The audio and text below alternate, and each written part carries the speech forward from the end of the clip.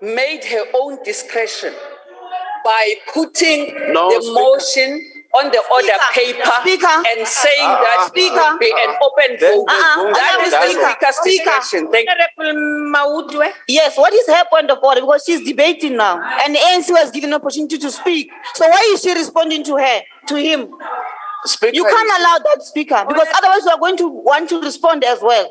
Thank you, Honorable Maud. She's out of order, and she must sit down. Honorable, that's Honorable Tlakute. That was a point of debate. Yes. May I now proceed to recognize the ATM? No. Before that, can we just define the rules of the game on this matter?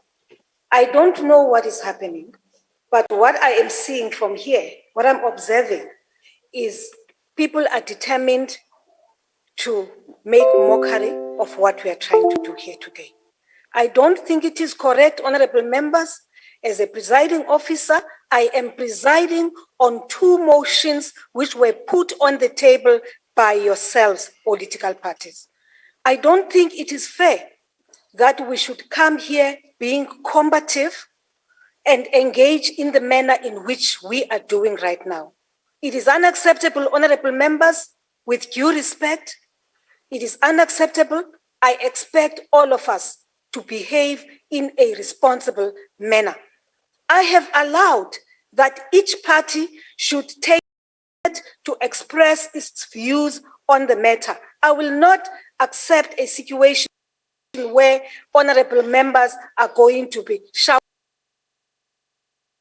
at one another from their seats. Honorable members, it is unacceptable.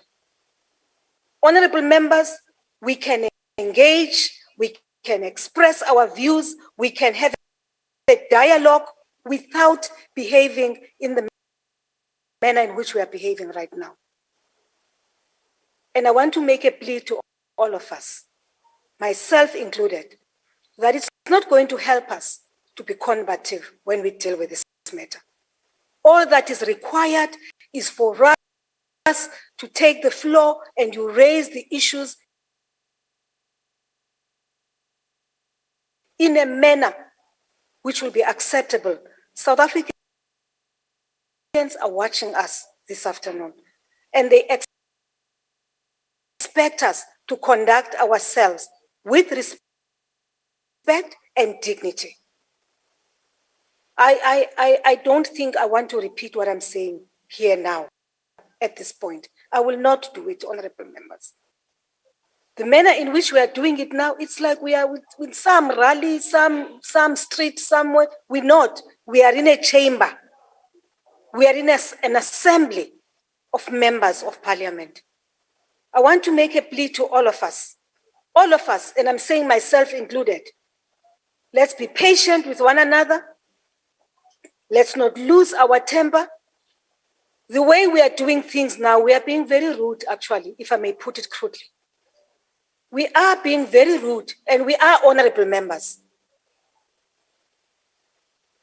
Sergeant at Arms, I hope when I call on you to move, you will do exactly that.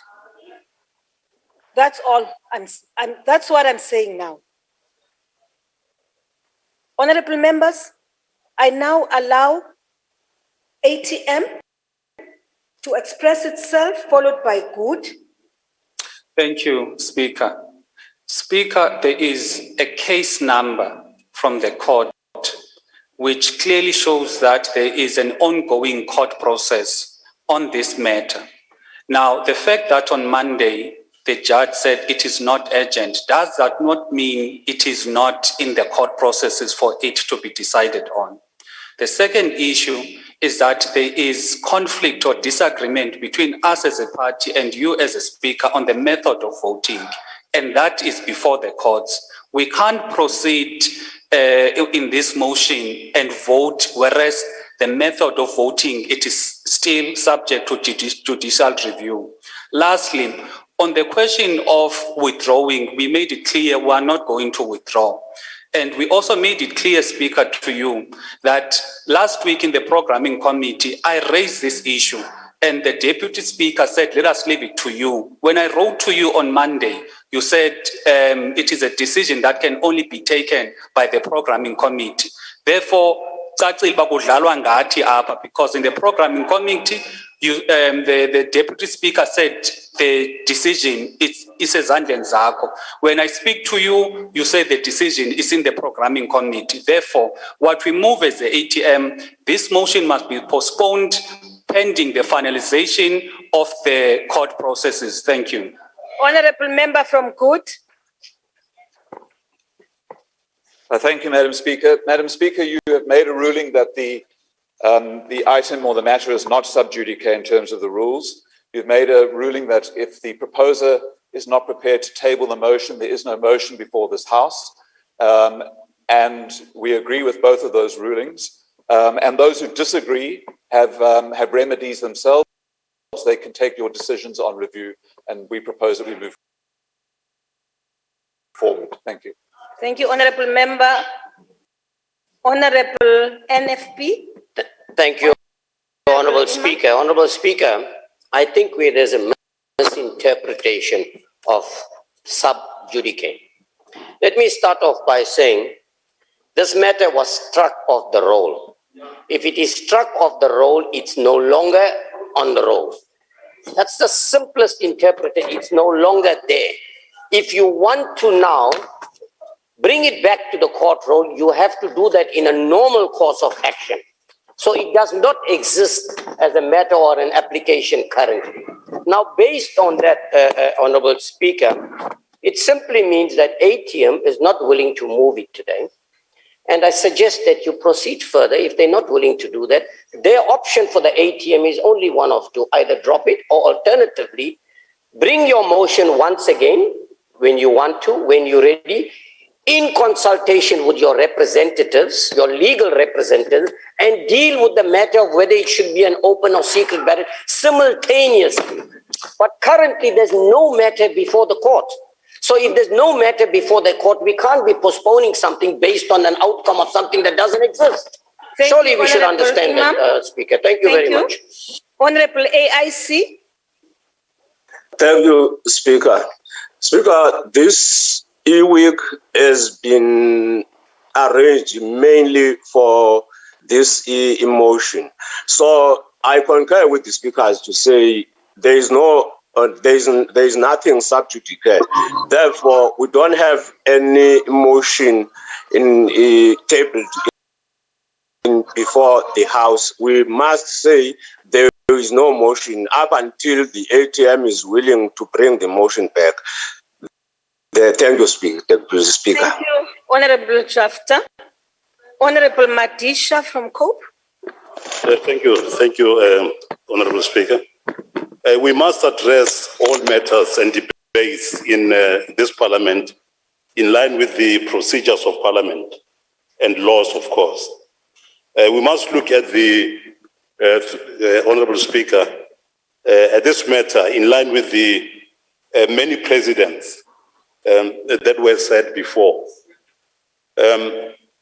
What I therefore wish to say is, in line with what Honorable Singh is saying, let's take this thing back to the committee that deals with the arrangements and say to them, this is what is happening, the matter of sub judice is here, and move from there. I think we need to do that. Thank you, Honorable Madisha.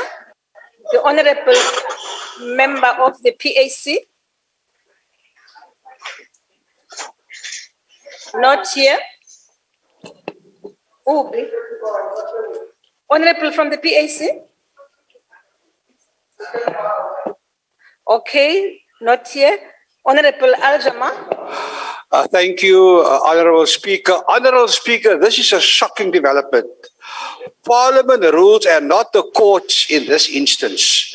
The motion is nothing but a political stunt and an attempt to destabilize the House, the Cabinet and the country and usurp the rights of voters. You cannot expect Al-Jama to support a motion, in this case of the ATM or even the DA. Al-Jamaa stands with legal services, well thought out legal advice. Al-Jamaa stands with the Speaker. We don't stand with the legal view of the party whose motion this is. We respect your ruling, Honourable Speaker. We must move on to the next motion. Thank you very much. I thank you, Honourable Hendricks. Parties having made their comments, I highly appreciate that. Thank you very much, honourable members. I now rule that we are not proceeding on this matter, and the details of what we do next will be dealt with tomorrow at the programming committee. I thank you. Honourable members, will you read the second order of the day?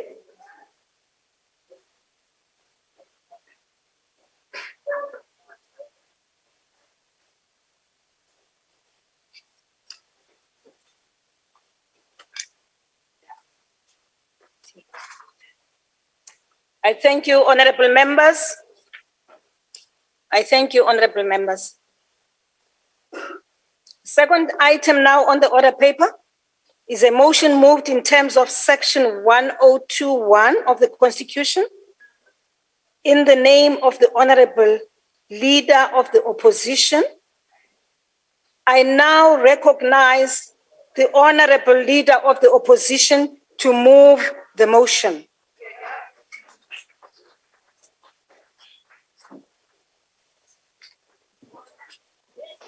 Madam Speaker, Honourable President, Honourable Members. Today from the DA speakers in this debate, you will hear a compelling case for why we cannot afford to persist with a single day more with this cabinet, and why this House must, for once, stand up and be counted. You will hear of the litany of failures of individual ministers, as well as the collective failure of the cabinet as a whole. And you will be asked to look beyond your party, recall your oath of office, and to serve the people of South Africa by voting in support of this motion. Today is about restoring the most sacred and fundamental tenet of any democracy, the principle of accountability. In almost every speech by the President, we're told that we're entering a new era of accountability. Over the past 4 years, we must have entered this era at least a dozen times. But despite it being the bedrock of a functional democratic society, this word accountability has become entirely meaningless. It gets uttered and then it is immediately forgotten, without changing a single action or behavior. The result is that no one in this government actually ever fears consequences. People have become safely ensconced in their positions and so protected by their party that they are confident that no failure or scandal will ever dislodge them. Now, one of the oldest jokes around is that the letters ANC stand for absolutely no consequences. And this would have been funny had it not been so devastatingly true. And the results of this impunity can be seen everywhere. When oil refineries, manufacturing plants like Bell Equipment and mines shut their doors and take their operations to another country, it's not because there is something inherently wrong with the people of South Africa or the quality of our commodities. It's because our government, this cabinet, has failed to make South Africa a viable place in which to operate a business and to employ people. They have failed to protect lives and property. They have failed to supply electricity and basic services, and they have failed to reform labor and the regulatory legislation. And the result is that our extreme poverty, unemployment, and inequality are now global outliers. And yet, we still persist with this. The largest, most inefficient, and one of the most corrupt cabinets in the world. Now consider this for a second. Brazil has 23 ministries. China has 21 ministries. South Korea has 18 ministries. And Europe's largest economy, Germany, has a cabinet of just 16. But here in South Africa, we have 38 ministries, each with a deputy, and in some instances, 2. And for what? For what? For the sole purpose of rewarding otherwise unemployable cadres with jobs. Not one of those ministers would last a day in the private sector, where accountability and results matter. But in the ANC's sheltered employment scheme, it's happy days forever. Just one big merry-go-round of reshuffles, and when you finally run out of carnival rides, off you go on a nice, cushy diplomatic posting. Absolutely no consequences. Even when a string of reports name your names and list your shames, absolutely no consequences. When the Zondo Commission directly implicates a minister like Kwedi Mantashe in corrupt activities, you'd expect him to step down, step aside, or be suspended. But no, here he is in this ANC cabinet. Absolutely no consequences. When the report into the riots and the looting of last July finds that the executive should shoulder some of the blame, elsewhere heads would roll. But in this ANC cabinet, ministers are simply reshuffled or redeployed. Absolutely no consequences. Pay your tax before you talk about weakness. When targets in the president's performance agreement for ministers are missed by a country mile, you'd think there would be strong action, as the president pledged when he signed them in 2019. But not in this ANC cabinet. 3 years after promising us regular evaluations, nothing has happened. Absolutely no consequences. The long-awaited lifestyle audits for ministers, nothing.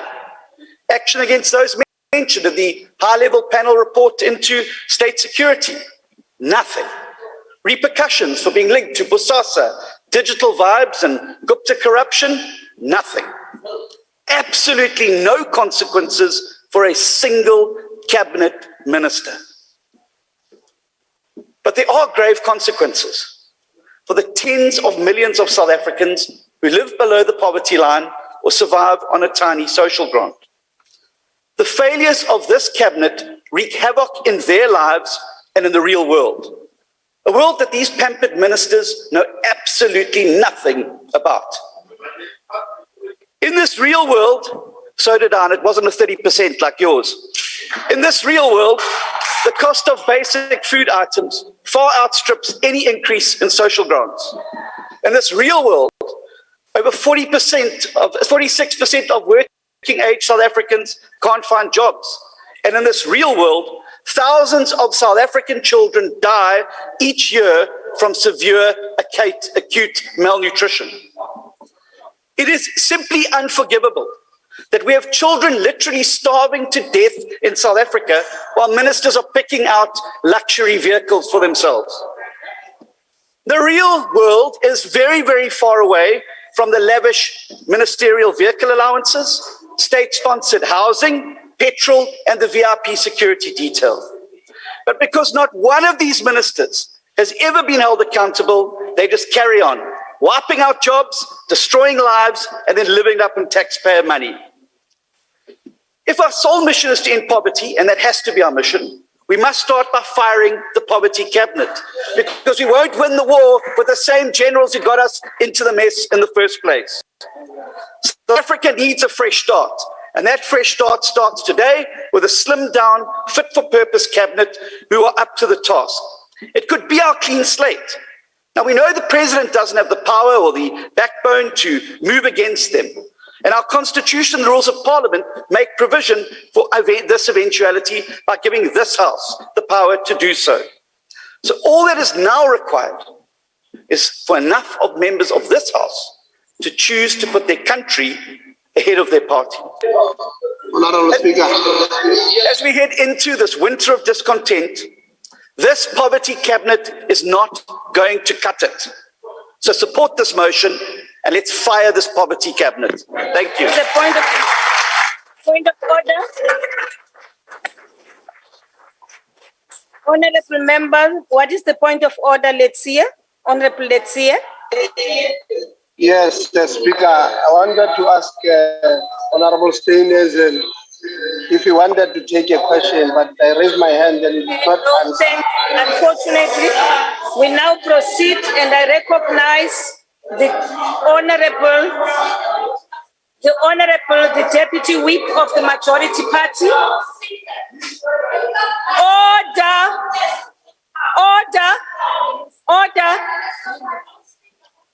Honorable member.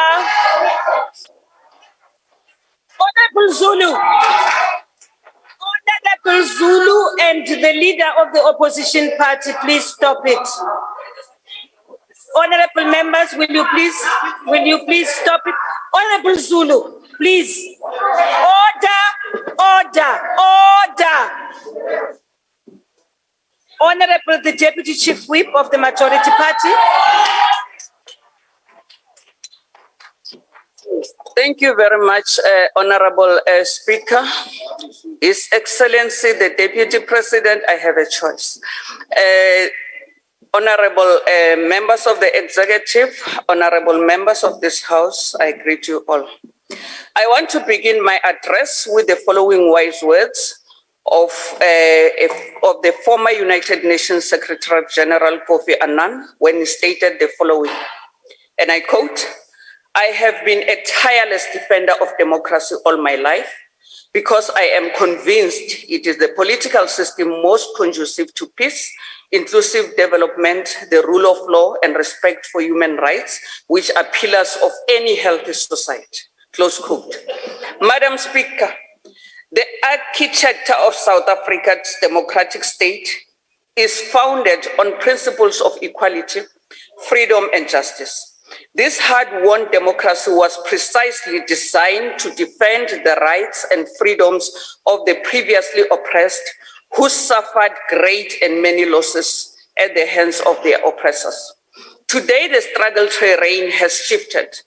We, the defenders of democracy and equality, are facing a relentless onslaught from those who now challenge the right of the president to choose his own cabinet as an attempt to share the authority and prerogative of the state president to choose his own cabinet. But the African National Congress has a long history of sustained and relentless struggle, having reshaped and repositioned itself through well-adjusted strategies and tactics to not only win every battle that we have faced over the last more than 100 years of our existence, but to ultimately win the war against those who are trying, effectively challenging the legitimacy of a people's movement to govern, based on the vote and mandate of the people. As we continue to deal with the underlying motives and trickery of a defeated enemy, we contend with an enemy whose sole intention is to attack the structures and systems of our democracy. The intention is to advance a false narrative which is constructed solely for purposes of weakening the credibility of this illustrious movement. We must therefore emphasize, Honorable Speaker, that every effort that the ANC-led government has undertaken since 1994 has been centered around deconstructing the far-reaching impact of South Africa's colonial and apartheid past, which is layered with deeply ingrained structural poverty and inequality. However, our work has been consistently and aggressively met by sustained attempts to decelerate and discredit progress made. It must therefore be asserted that the architects and proponents of South Africa's poverty and inequality are waging a concerted onslaught against our leaders in an effort to keep intact old patterns of social, political, and economic power. We are facing a resistance to transformation.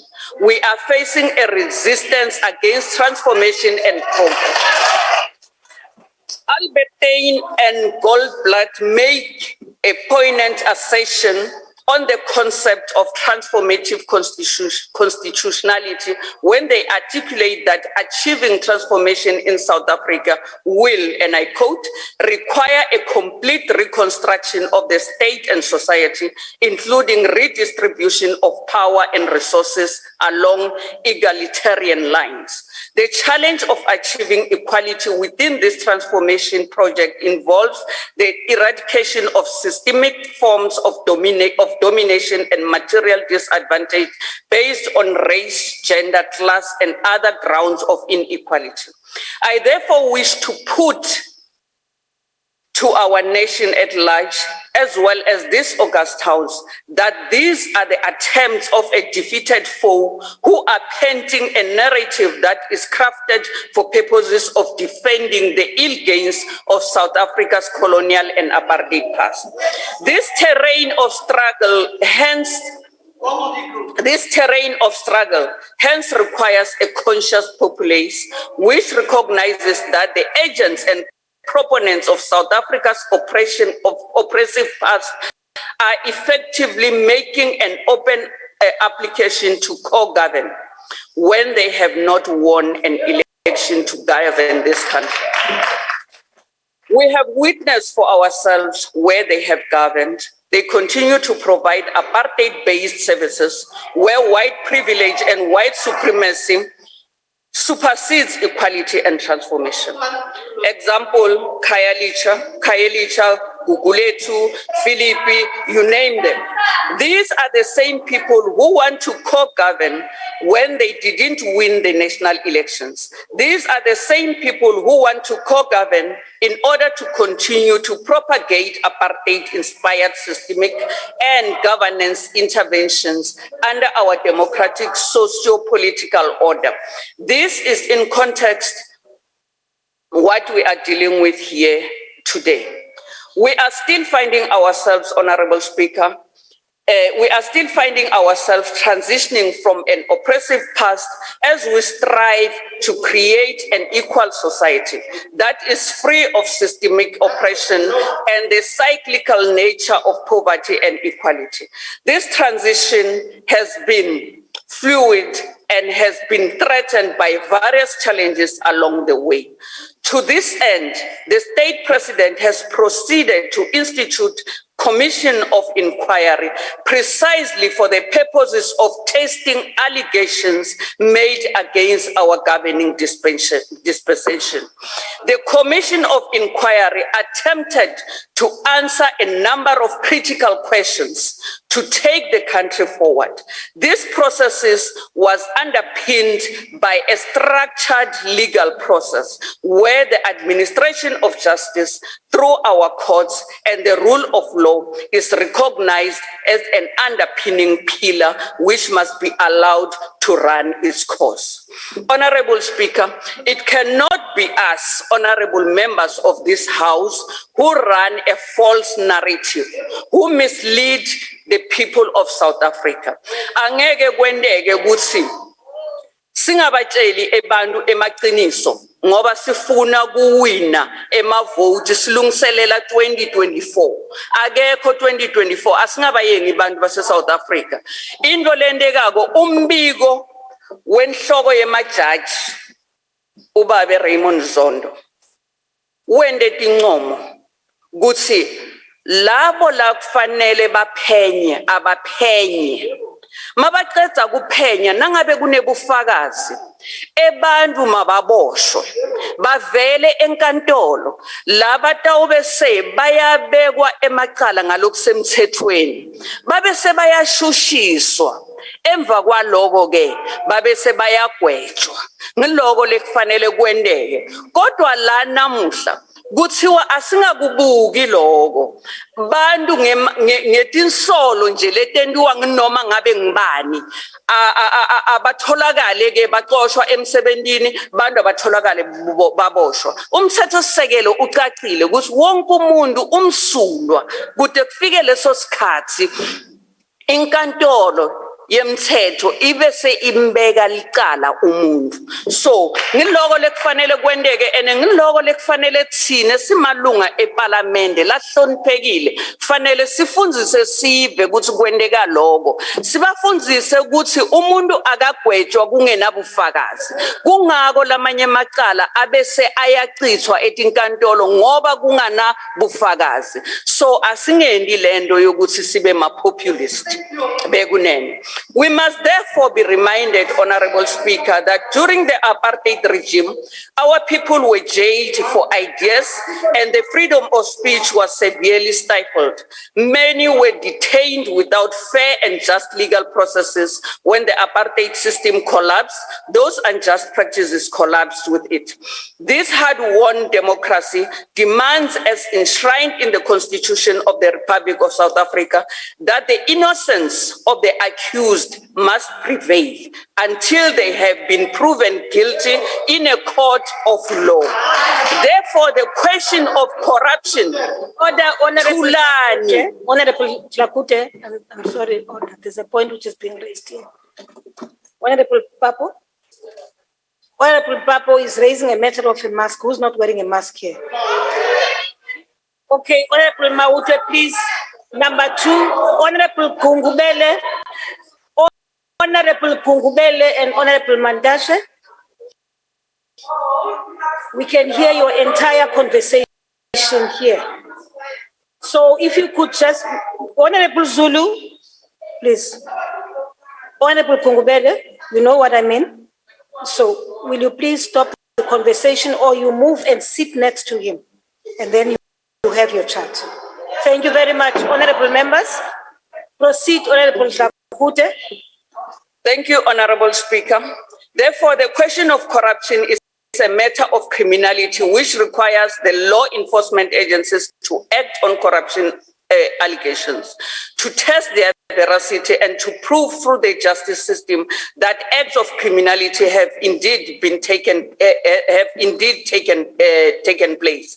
Where matters are under investigation, such matters must be allowed to run their legal course and not to be preempted by motions of no confidence before a legal process has been completed. Statements of dereliction of duty have to be substantiated with evidence, and thus far, no material evidence has been attached to support such claims. Members of the executive, Honorable Speaker, have signed performance agreements with the President, and these have been made public so that the public can assess performance. The agreements have nothing to do with so-called interests or loyalties of anyone who is in the governing party. Performance of any individual member of Cabinet cannot be measured subjectively by a particular party, which is what the sponsors of the motion are trying to do, without the indicators of performance being put to an objective test, measured against what has been produced. The sponsors of this motion, Honorable Speaker, under debate, themselves continue to benefit from the crimes of humanity that were perpetrated by their forefathers, who tortured, maimed, and siphoned state and economic resources at the expense of our people. The impact of these crimes against humanity were committed during the colonial and apartheid period and have created major structural challenges for our democratic social order, which must now deconstruct layer by layer the systemic conditions created decades of systemic oppression. Honorable Speaker, oversight and accountability are matters that are key to an effective and efficient political administration. Departments and state entities, as led by members of the executive, who table strategic plans and annual performance plans and quarterly reports, which are adopted by portfolio committees and scrutinized by those committees. This should be basis from which the performance of members of the executive are assessed and evaluated. There is no portfolio committee which has proposed a motion of no confidence of any of the members of the executive. Indeed, the most decisive factor for development and is good government good governance, and our democracy provides the necessary checks and balances, independent institutions, and accountability and transparency required to achieve good governance. The Cabinet has and is committed to clean governance and has provided both material and political support to their department. Despite the fact that the business of Parliament has continued along various other independent institutions supporting democracy and good governance, we have witnessed a sustained manner of destruction or destructive criticism coming from, my apologies, Honorable Speaker, destructive criticism coming from the sponsors of the motion for today's debate. This aggressive onslaught of criticism is not founded on the objective to build this country. At its best, it is aimed at opposing every effort to rebuild and transform our society. Honorable Speaker, Henry Wadsworth Longfellow states the following about the nature of impact of criticism, and I quote, a spirit of criticism, if indulged in, leads to a censoriousness of disposition that is destructive of all nobler feeling. The man who lives to find fault has a miserable mission. Close quote. The detractor's mentality is not willing to find solutions, nor are willing to objectively assess facts and evidence before them. Their cause is founded purely on the objective to decelerate progress and to discredit all forms of progress made. In social reconstruction, Honorable Speaker, as stated in his legal economic nexus, W.J. Samuel said, the fundamental policy question always is whose interests are to count, and it contains inevitable distributional or structural problems. Even if one were to affirm that individual preferences count, the fundamental policy question remains whose interests or preferences are to count. The legal economic nexus is the complex social process through which answers to these questions are reworked and in which thereby the social reconstruction of reality is affected. Honorable Speaker, Samuel positions the concept of reconstruction within the economic nexus. Your time is up. Honorable Speaker, thank you very much. The ANC rejects this DA motion of no confidence to the executive with the contempt it deserves. I thank you. I thank you, Honorable Member. What about the corruption of ministers? Honorable, the Chief Whip of the Opposition.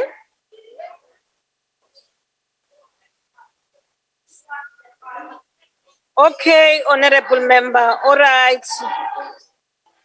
Honorable, the Chief Whip of the Opposition.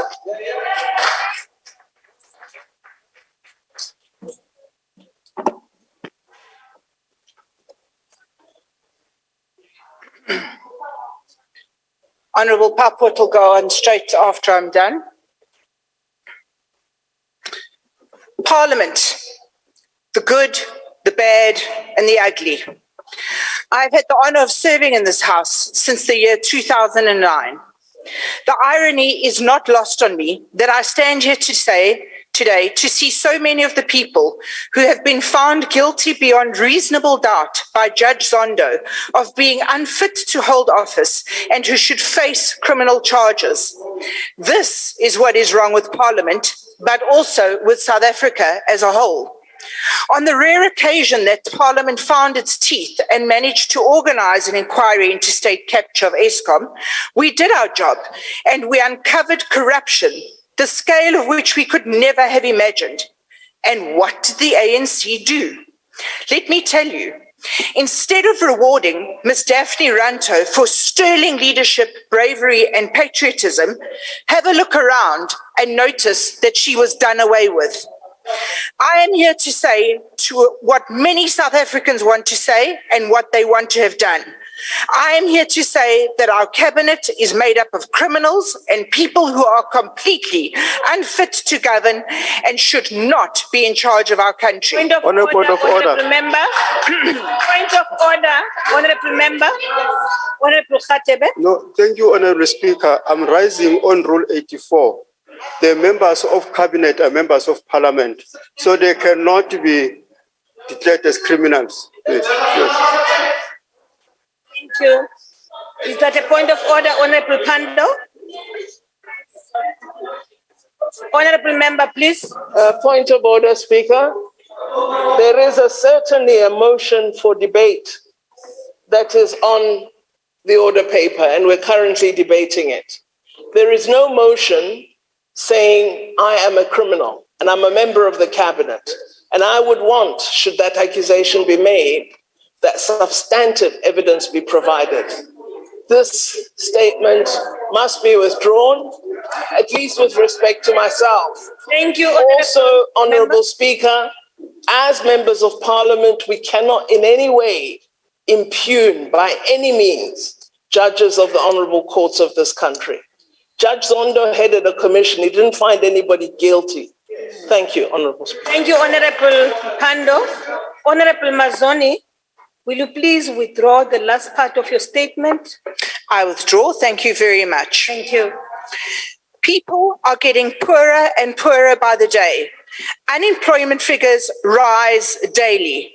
More and more people are subjected to violence and unspeakable crimes. South Africans have had more than they can take. This is a bad government governed by bad people who coincidentally make very bad statements about Russia and the Ukraine.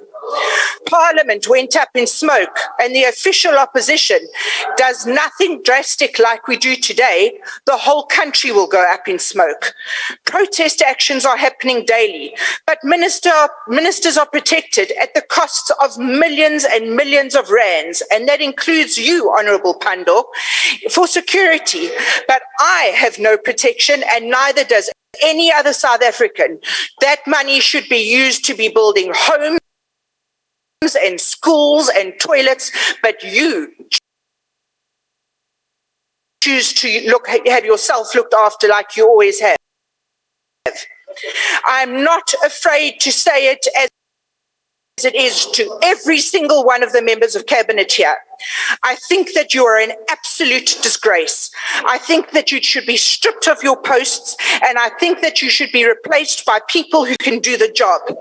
We are run like a mafia syndicate, and not me and not a single member of the Democratic Alliance will allow this to carry on. Honourable Pando, you know what the problem is? The jig is up. And Judge Zondo himself said, and I quote, after he spoke with Thandi Modise, one of the defining features has emerged in this evidence before the Commission that in order to convert public funds for private benefit, it was necessary to populate key institutions with people. Sorry. Honorable Mazzoni, there is a point of order. Thank you, Honorable Speaker. The Speaker on the podium is addressing Minister Pando instead of addressing you as the chairperson of the session. Yes, you must be addressed. She cannot address. Honorable members, can someone protect me? That was a waste of time. Members. And that number 2, Chair. She just called the Minister of Defense by name. She's not allowed to do that. Thank you. Thank you very much, Honorable Khatebe. Honorable Mazzoni, you may proceed. He's wasting time, Speaker.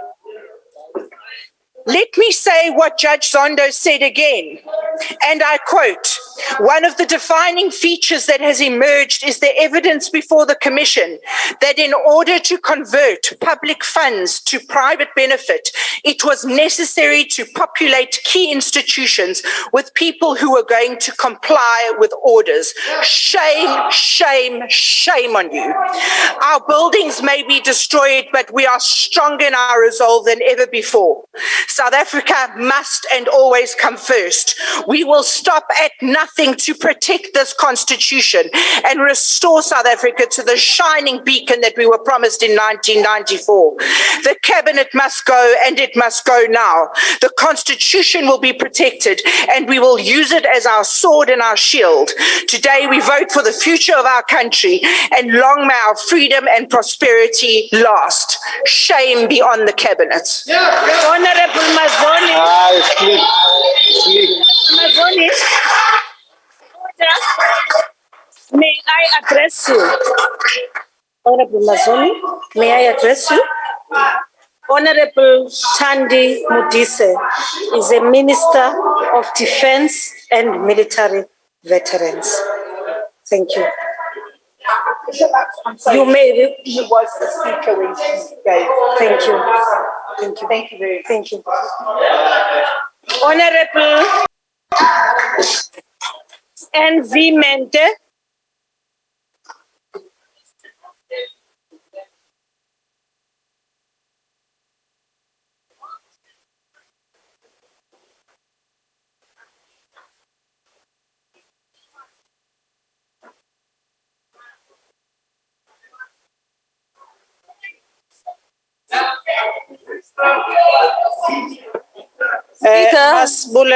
Excuse me, Speaker. Speaker, over here. Thank you. Speaker, we all know we are allowed to heckle, but I feel that Minister Zulu is just going a bit overboard. Please, can we deal with her? Minister, please. Order, honorable members. Order. What is the point of raising a point of order if you are going to be heckling? What's the point? What is the point? Order! Order! Honorable members. Order. Order, Honorable Minister. Honorable members. Order. If you raise a point of order and you have a problem with the manner in which another honorable member is conducting himself or herself, I do not need a crowd to clap and make the kind of noise and heckling which you have just done. I am listening and I'm attending to what the honorable member is raising. And that's what I want to raise here with you. Thank you very much, honorable member. Honorable Zulu, hold on, please. Thank you. Proceed, Honorable Mende. Thank you very much, Speaker. Speaker, we must start by clarifying this and making it very clear for South Africans that the DA motion should not, in any means possible, try to portray Ramaphosa, Mr. Ramaphosa, as a person different from his own cabinet. He does not serve our people equally the same way the cabinet is not serving our people. They even exchange notes for his sona just to show that he can be saved because he's their golden boy. Speaker, the administration of the ANC has failed the majority of the citizens of this country since 1994. The current crop of cabinet members provide a practical meaning to the term scraping at the bottom of the barrel. Take the Minister of Police and all the developments that just took place in his office and the commissioner of the police having to be removed because of the pettiness and wanting to have the administration to do things he wants his own way. The vans in each and every police station are stationary because they just don't have tires. Today, walking in the townships of this country is a nightmare for all law-abiding citizens, particularly women and children. Just between October and December 2021, over 11,000 cases of rape were reported to the police stations in this country.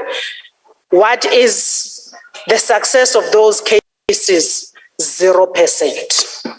Over 6,000 people were murdered.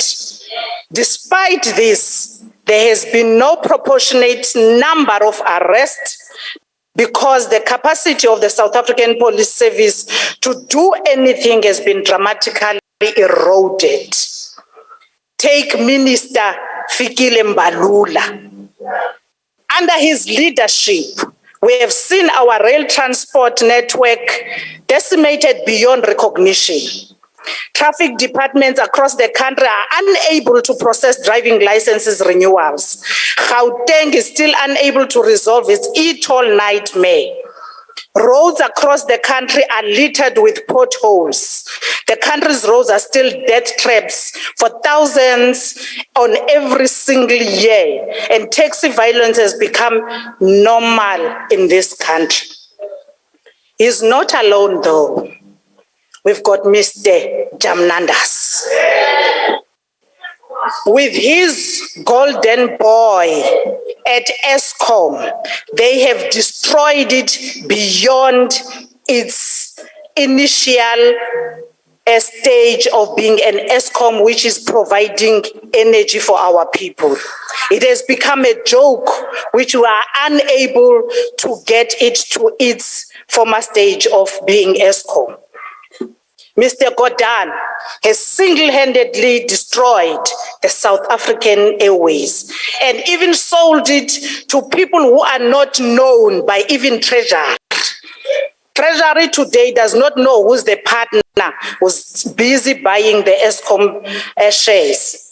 Denel has been stripped to the bone under the nose of Mr. Jamnandas and his encouragement, motivation to make sure that this country's SOEs go down the drain.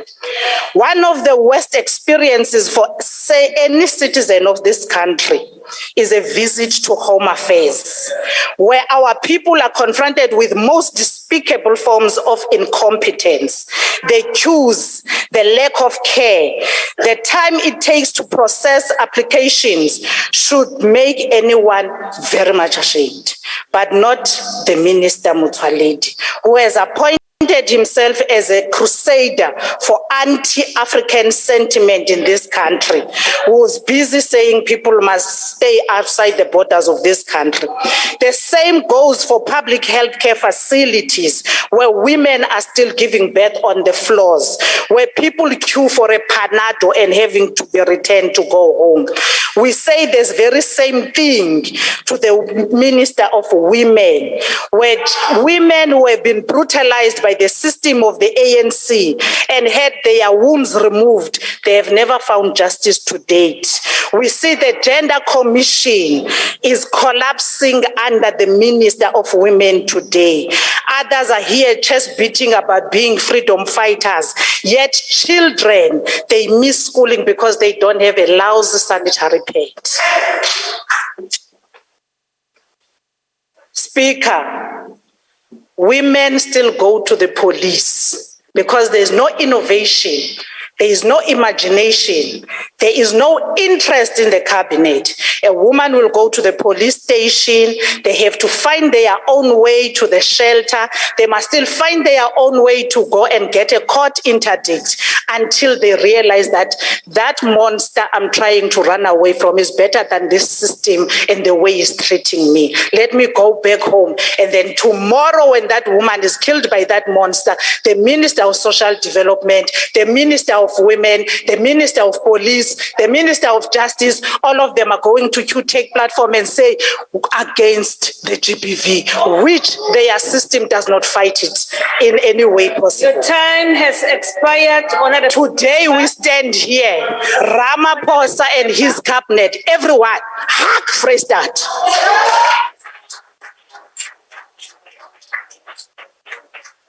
Honorable Member N. Singh. Honorable N. Singh.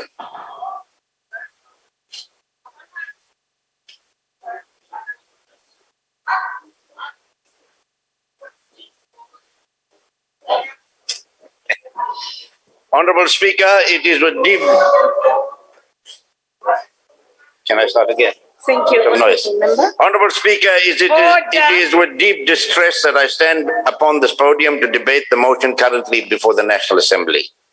It begs what has become a perennial question. How did we get to this point? Failed statehood stares us squarely in the eyes. This government has become a political antagonist towards a very nation it swore an oath to protect for both current and future generations. Last year, we bore witness to the worst domestic violence since the end of apartheid. It was a perfect storm of insurrection, conspiracy, and socioeconomic distress. This was in no small part fueled not only by the ever-widening chasm of poverty, inequality, and unemployment to which this government seemingly has no answer, but also by the spillover effect of the ruling party's internal factional battles. Through 5 successive presidents, some appointed cabinet ministers have blundered through their respective portfolios. Notwithstanding that there have been successes, these are far outweighed by the litany of ever-compounding failures, the dire effects of which will be felt for decades to come in Africa's most industrialized country. The current president, of which there can be no doubt is a fit and proper person to hold such high office, appears hamstrung by the factions within his own ruling party. And it falls squarely upon his shoulders to take the necessary steps to steer the country back onto course. Former President Harry Truman of the United States had a sign on his desk which stated, and I quote, "The buck stops here," close quote, meaning that the president not only makes the decisions, but also accepts ultimate responsibility for those decisions. Honorable Speaker, appointing cabinet members who have no previous professional experience in portfolios can only be a recipe for disaster. Cabinet reshuffles adversely impact and erode institutional memory and negatively affect planning. Budget cycles are interrupted, with the net result being that the country does not move forward. If one looks at the inquiry into the State Capture Commission and notes the many current and ex-cabinet ministers implicated for wrongdoing, alleged wrongdoing, and even more disparagingly, the fact that some of these individuals have publicly indicated that they will take sections of the report on review, my question is, what happens in the interim? These individuals rely upon the innocent until proven guilty legal principle and get to keep their jobs and salaries until they are found guilty by a court of law, most likely only after a lengthy court process, including an appeal which could take years, decades, I might add. Honorable Speaker, Cabinet serves at the pleasure of the President. Its failure or success is the failure or the success of the President. And through you, Honorable Speaker, Mr. President, the buck has stopped. The responsibility falls upon you. If certain members of your current cabinet are failing in the execution of their duties, replace them. South Africa first, political party second. And Honorable President, we will not support this motion today because we are going to give you the benefit of the doubt. You are the leader. Take the necessary action to ensure that the people of this country benefit from your leadership and put in place cabinet members that would do justice to their respective portfolios. I thank you.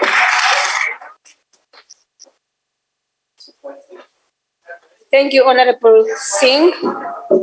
Melda.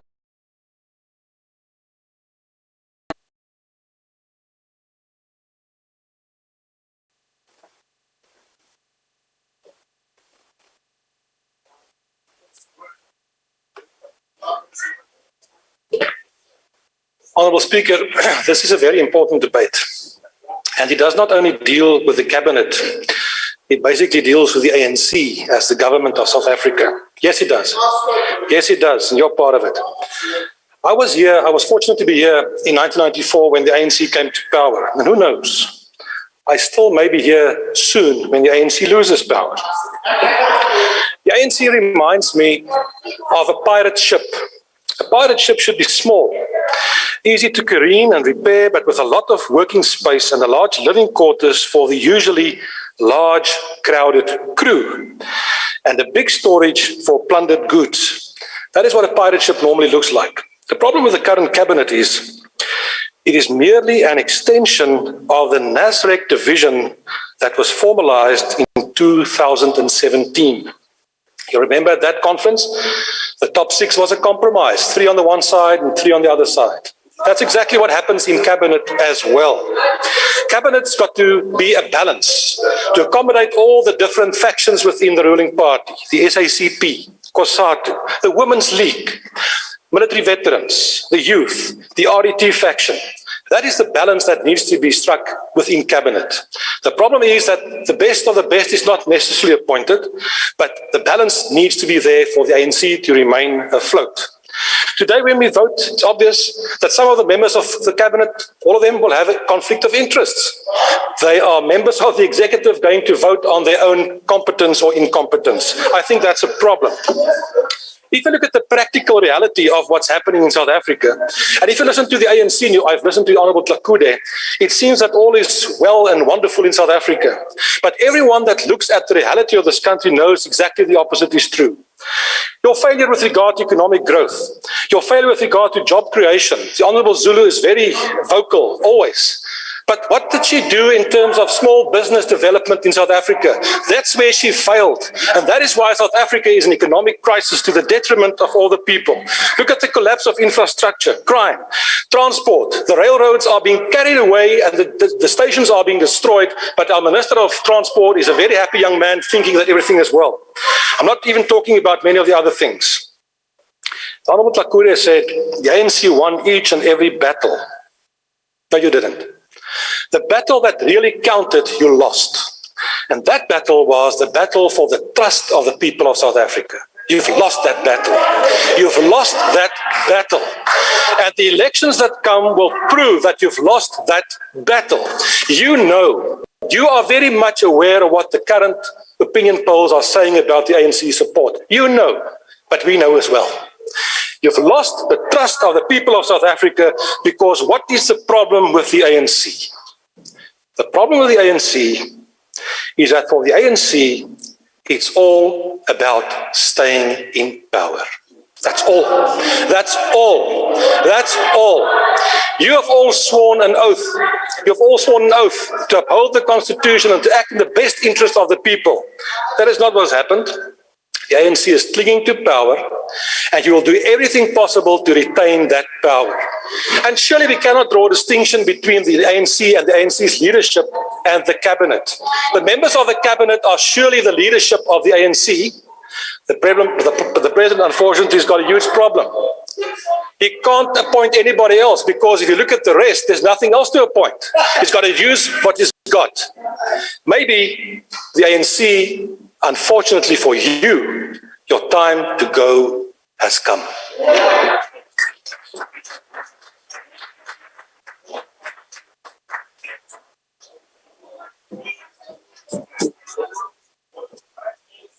Honorable W.M. Thring. Honorable Thring.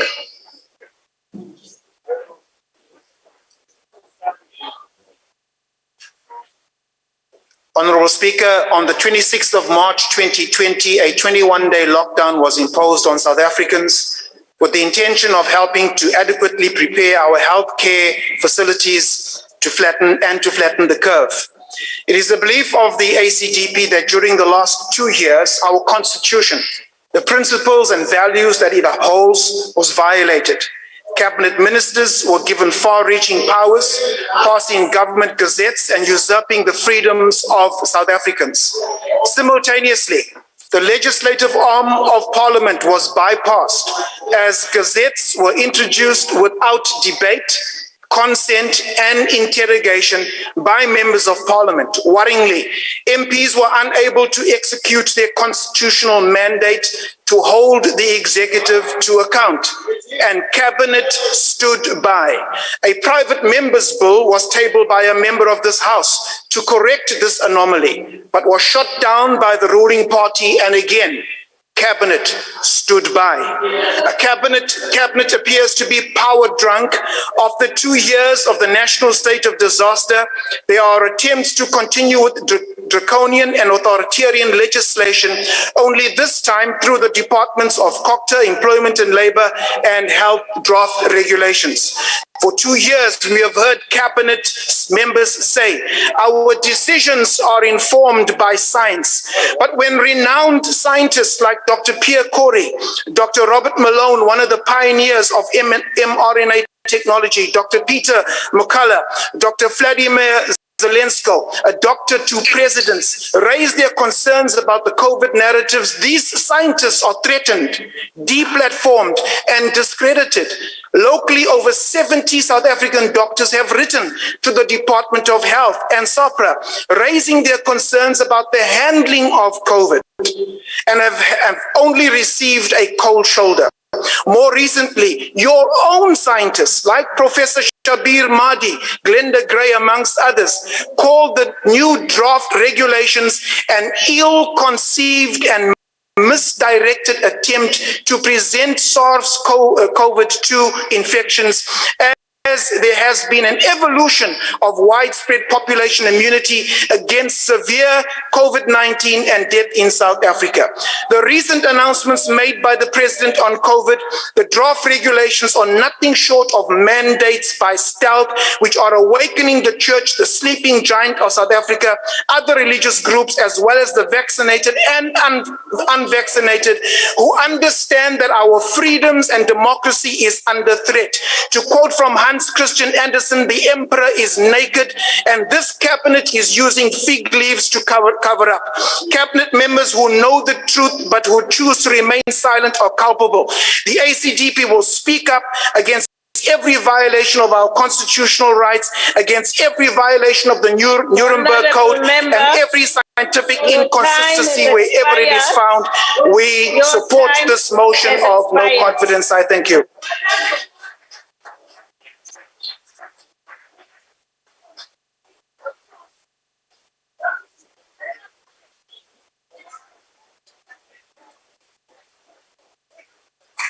Honorable General Olomisa. Madam Speaker, on a point of order. Point of order, yes. The Chief Whip of the majority party has just said that she will vaccinate the Honourable Thring by force. I think that is objectionable, and I would ask you to consider that and make a ruling at an appropriate occasion. Thank you. Thank you very much. Thank you. On a point of order, Honourable Speaker. Honourable Thring. Honourable Speaker, I would like to know whether the threat by the House, by the Chief Whip, is actually an indication of what is going to be done to the rest of the population of South Africa. Okay, thank you very much. Please, Honourable Member, I request Honourable Chief Whip, will you please withdraw that statement? Please withdraw, Honourable Member.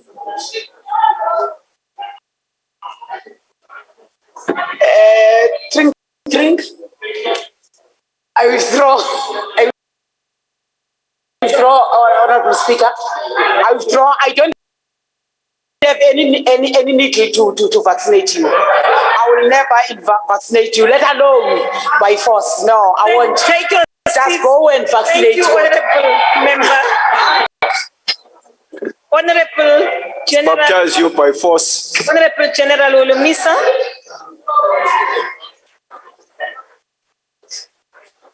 General, you. Oh, okay. Honourable. He is having connectivity issues, Speaker. Let me speak to him now. Can you move to the next speaker? Okay, thank you very much, Honourable Kwakwa. Honourable Order. Honourable T.L. Mahau. Thank you very much, Honourable Speaker. Okay. The first point to make. Wait, Honourable Mahau. Honourable Mahau. Allow me to. Wait, Honourable Olomisa. Madam Speaker and honourable members, It does not matter who the cabinet members or presidents are. If they come from the ANC, we are doomed as a nation. Institutionalized corruption makes a laughingstock of our constitutional principles, and it is tantamount to human rights abuse.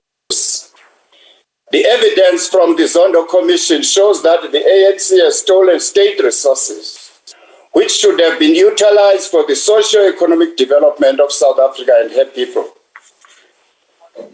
Even the president has confirmed that the ANC and that the party abused government funds. The president's view is confirmed by the Zondo Commission that the comrades in corruption raked in millions. Even state intelligence funds were raided. We are, however, waiting for the commission to tell us how will ANC refund the stolen funds.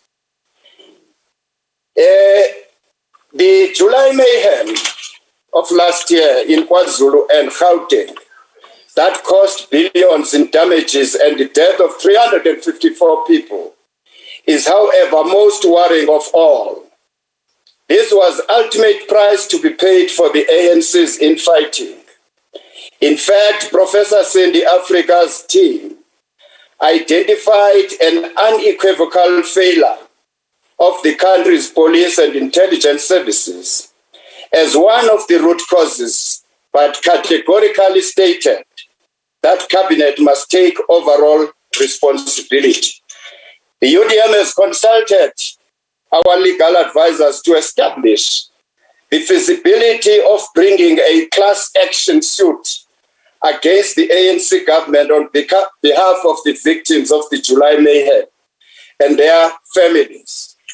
The country security has, however, become another epidemic that we must be concerned about.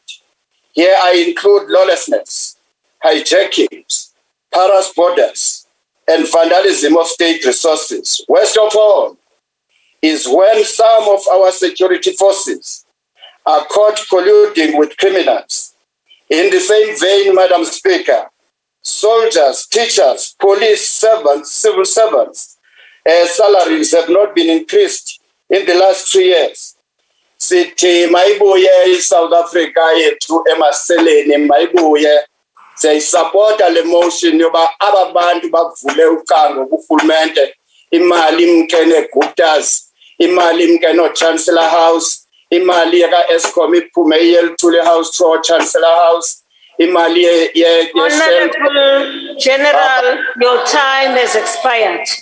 Support the motion. Thank you, Honorable General. Honorable Makau. Honorable Makau. Thank you very much, Honorable Speaker and members of the House.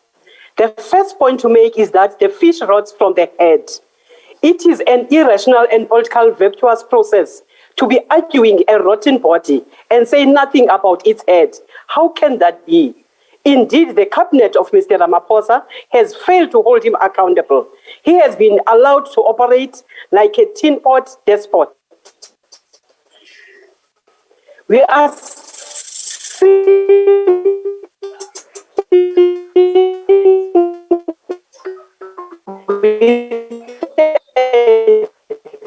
Okay, Honorable Makau. Honorable Makau, I'm sorry. Whose performance agreements were signed in the cabinet that is rudderless itself. Can I continue, Speaker? Yes, switch off your cameras so that your system can be stable.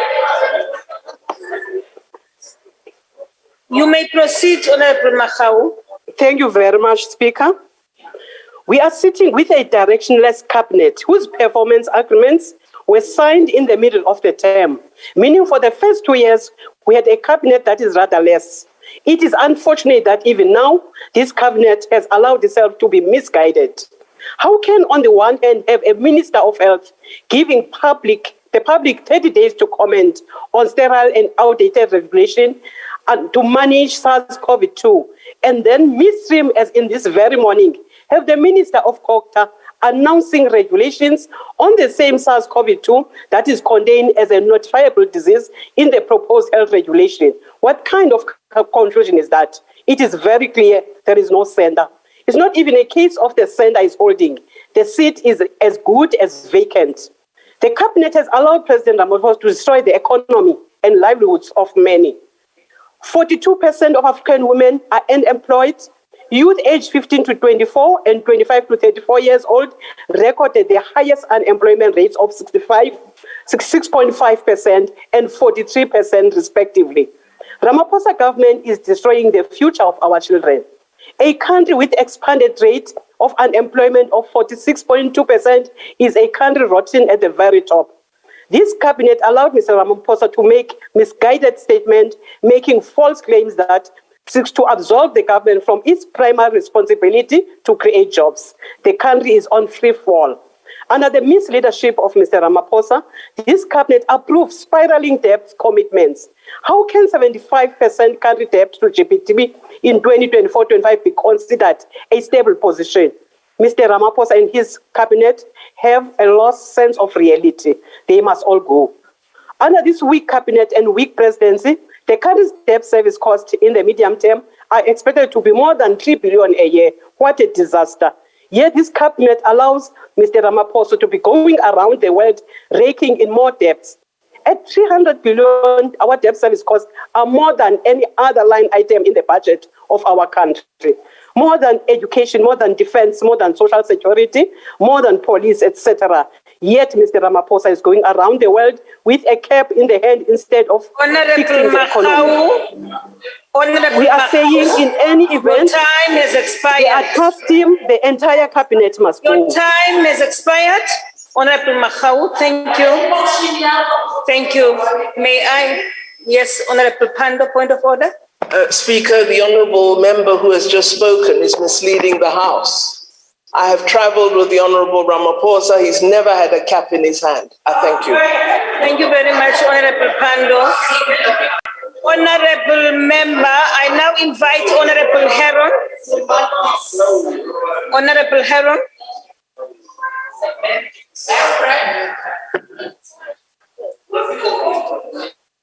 Thank you, Madam Speaker. Madam Speaker, the leader of the opposition and the Honourable Mazzoni are really upset about fancy cars and security, but they seem to have forgotten that just around the corner at 7 Wales Street, they have 10 DA members of cabinet who all have fancy cars, have security, have bodyguards, but beyond just that, they should check the Western Cape Provincial Executive Handbook. It is more permissive than the National Assembly's Cabinet Handbook. Your cabinet ministers have more permissions and more luxuries than the National Cabinet does. So your hypocrisy is quite astounding. Over 10 of them can spend as much as they like. Speaker, political parties the world over that win elections apply a very complicated set of formula to set up the governments that they lead. And the proposers of this motion are no exception. Competence and loyalty are a key factor, but there are other factors at play, such as geographic, cultural, racial, age, and gender inclusivity. Of course, we should demand that members of the executive are people of integrity, but integrity is difficult to gauge in a country plagued by so many allegations that are seldom proven in court. The point is that it's rare that members of governing executives are universally perceived as unimpeachable characters and with exceptional gifts. It's a fantasy that cabinets can be formed on the basis that the nation's best doctor becomes the Minister of Health and the most qualified economist becomes the Minister of Finance. Why is Usain Bolt not the Minister of Sport in Jamaica? What made Albert Fritz, who ran a sex for jobs scheme for 12 years, fit for purpose to serve? You fired him after 12 years. Fit for purpose to serve as a cabinet minister when you knew for 12 years what was going on. The real issue, Madam Speaker, standing between us and integrity isn't the right of this president to appoint an executive. It is the extent, Speaker, it is the extent to which the criminal justice system has acted to rid the country of elected leadership who have committed corruption. Madam Speaker, may I speak? It seems like the leader of the opposition is very upset. Honorable Heno.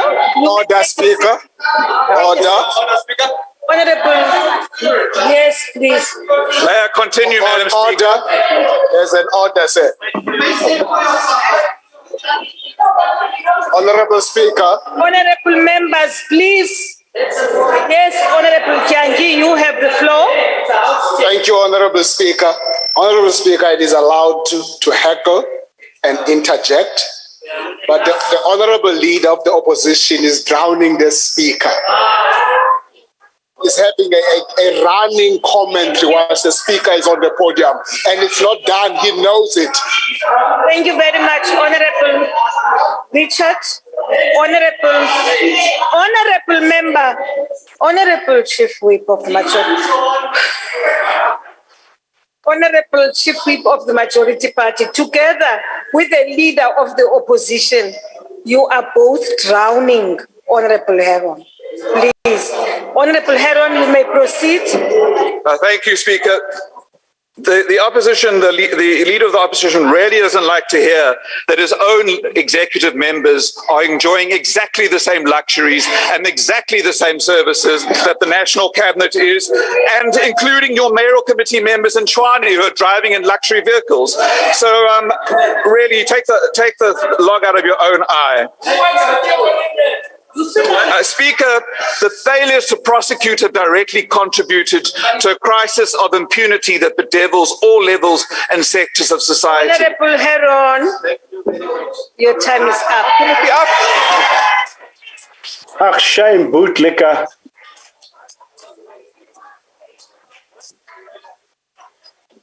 I now call Honorable Imam Sheikh.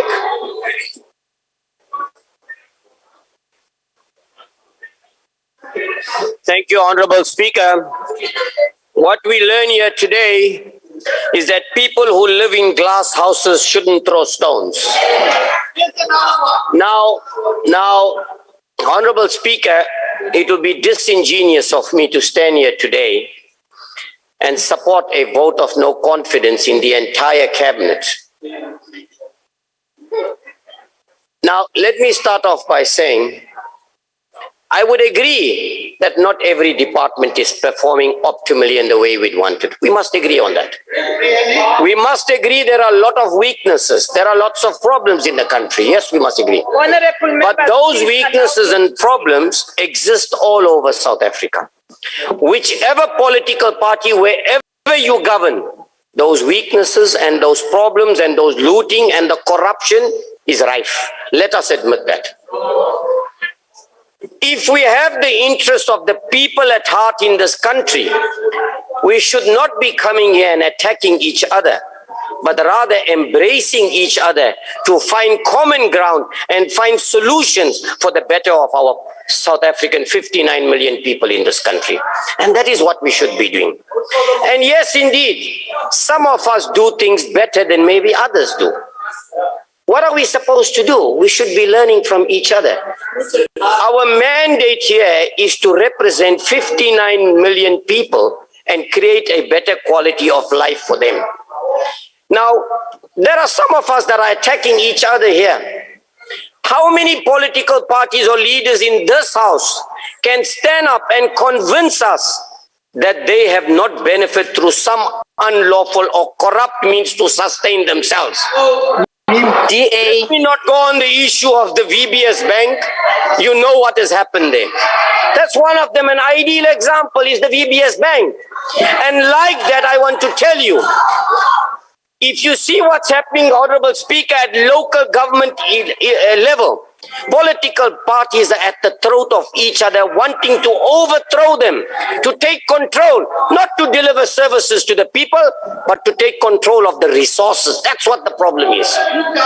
So, what we should be doing is we should come together, and we've said this time and time again. The one thing we don't do in this country, and we are not prepared to do, is to come together and find solutions. Because as opposition, we thrive on the weaknesses of those that are in control all over. You've heard somebody condemning the DA a short while ago. Why? Because it's opposition. You don't want solutions, so you thrive on the weaknesses or the faults, rather than saying, let us work together. This is a beautiful country which belongs to all of us who live in it. So I want to say, I think I've just passed my time. The time has come, Honorable Speaker, to put our differences aside and work together for the good of this country.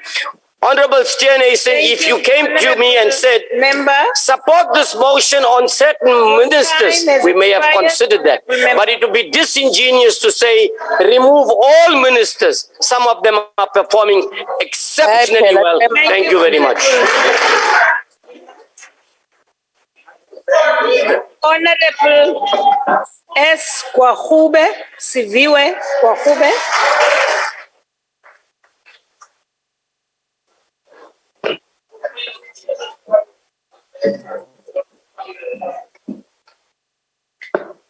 Speaker, when history books are being written, they will tell a story of a liberation struggle movement that valiantly fought for the freedom of this country. And perhaps more devastatingly, they will tell the story of the same party which in turn oppressed its own people through joblessness, unrelenting poverty, and how they ruthlessly looted public money. Imbali iza kubhalwa ngombutho we-ANC ongazange bakhathalela abantu nangexesha likabhubhane we-COVID-19. Uzawubaliswa ngabaphathiswa abalwela inkululeko baphinda batyisana ngemali yabantu. Kuya kuncokolwa ngombutho wothambo noSisulu owaphela isidima neentloni. Kuya kukhunjulwa nge-ANC eyayigqwesile ekwilizwe lonke ngokuzimisela ekuhlanguleni abantu ebebecinezelwe ngurhulumente we-apartheid. Kodwa abantu baza kukhumbula ba ikwanguloo mbutho owazisa intsokolo nentswela-ngqesho apha eMzantsi Afrika.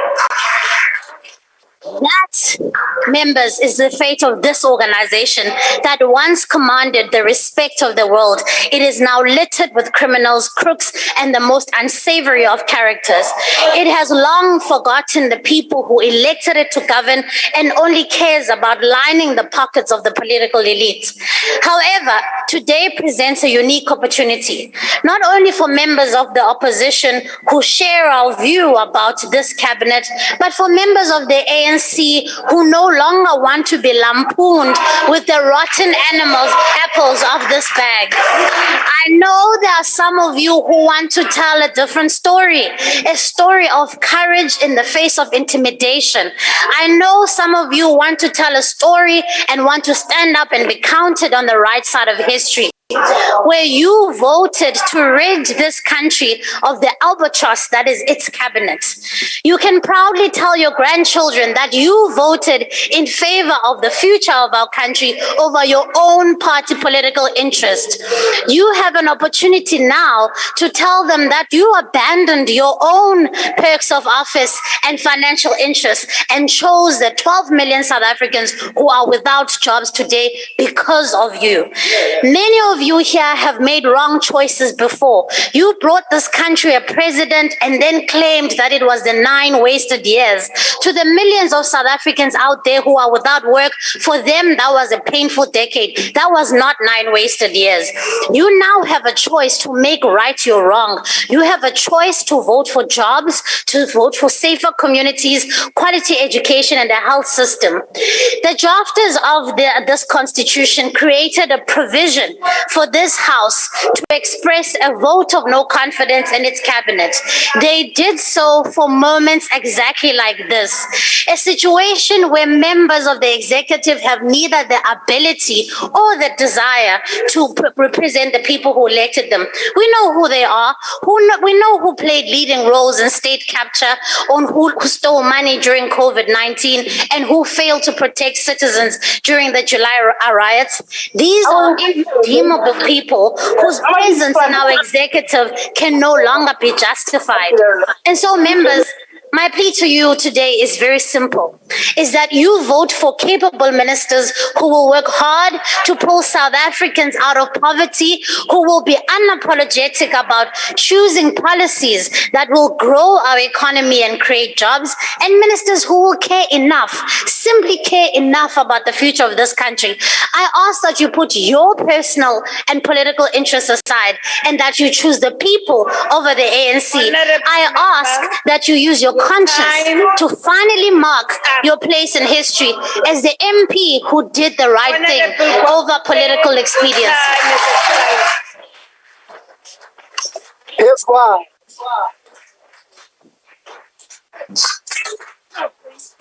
Honorable member. The next speaker will be Honorable S.M. Chafta. Thank you, Honorable Speaker. Honorable Speaker, it's very much unfortunate that the DA, the sponsors of this motion, is the one that is busy firing the black professionals and replacing them with males. But we are not there. Before we make our short contribution to this debate, we wish to remind members that the first certification judgment of the Constitutional Court was crystal clear that there is no constitutional dilemma that arises in members of the executive becoming members of parliament. Therefore, the voting process in this motion can never be said to be constitutionally wanting just because members of cabinet will participate in this process. If there was any overlap, the Constitutional Court said it, I quote, provide a singular important check and balance on the exercise of executive power. We also wish, close quote, we also wish to commend the Speaker for scheduling this debate timeously. The Speaker followed the Maslow judgment to the latter.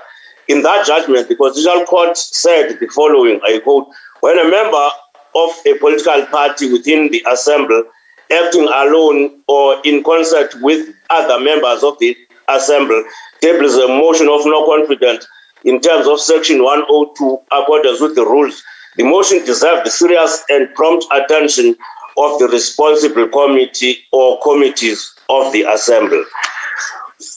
We also, it will also be remiss of us, Honorable Speaker, not to commend you as the Speaker for rejecting a secret ballot, a secret vote of both motions of confidence.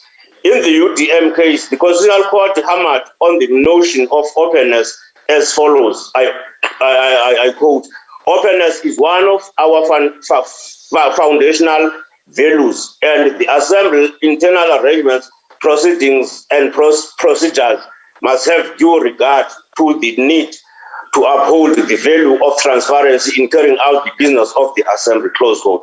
We therefore commend you, Honorable Speaker, for the leadership you provided in this regard.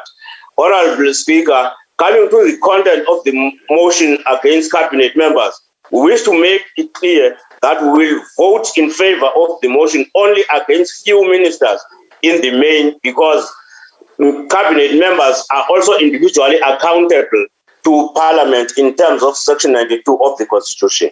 If take, for instance, the Honourable Minister Mantashe Oala President, he has been dismissal, acting as a super minister. Thank you very much, Honourable Chafta. Your time has expired.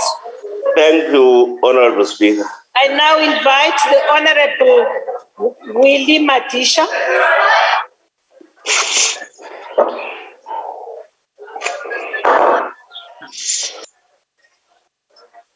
Thank you, Honorable Speaker.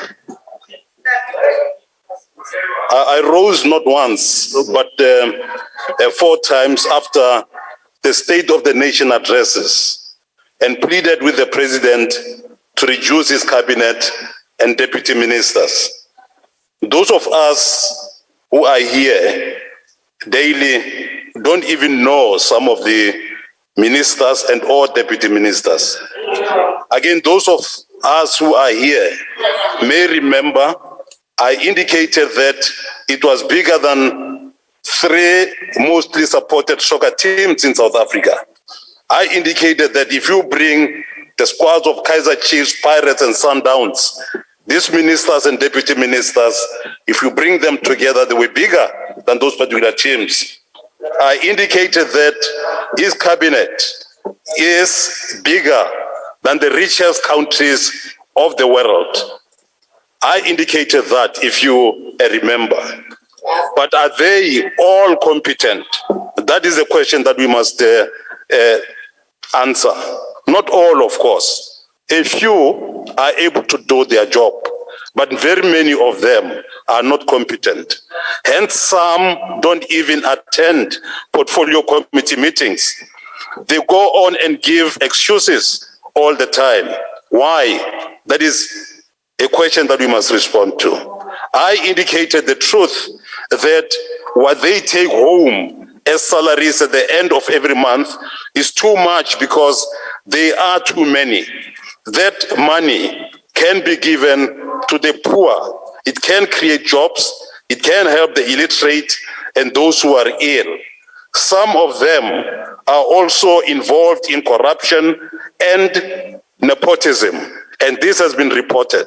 This year, in 2022, it was reported to the Treasury that the money these ministers and deputy ministers used comes to about 19 million rand for cars only. And apart from that, I'm talking about, bodyguards, you talk about drivers, and yet some of these people you do not even know. But should we be really parting with all this money? It is unfortunate that some of them are involved in mismanagement and even stole COVID resources. What about the number of houses, the bodyguards, and so on? The houses, they have houses here, they have houses in Tshwane, Pretoria, and we, as the people of South Africa, must pay for all that. I still, therefore, plead once again with the President, Mr. Deputy President, to reduce this cabinet. Otherwise, we're not getting anywhere at all. Thank you very much.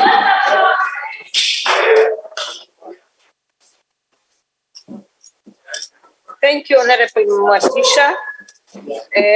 I now invite the Honorable Member of the PAC.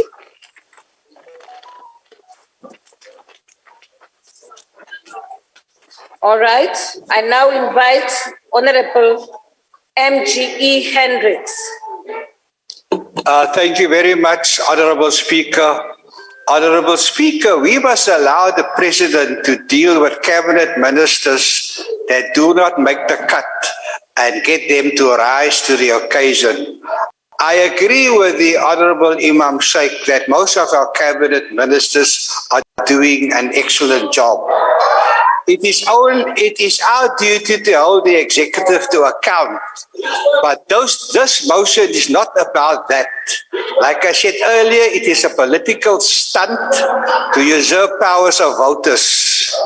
If the represented political parties in Parliament are part of a multi-party cabinet, we can fast-track the issues of our diverse constituencies.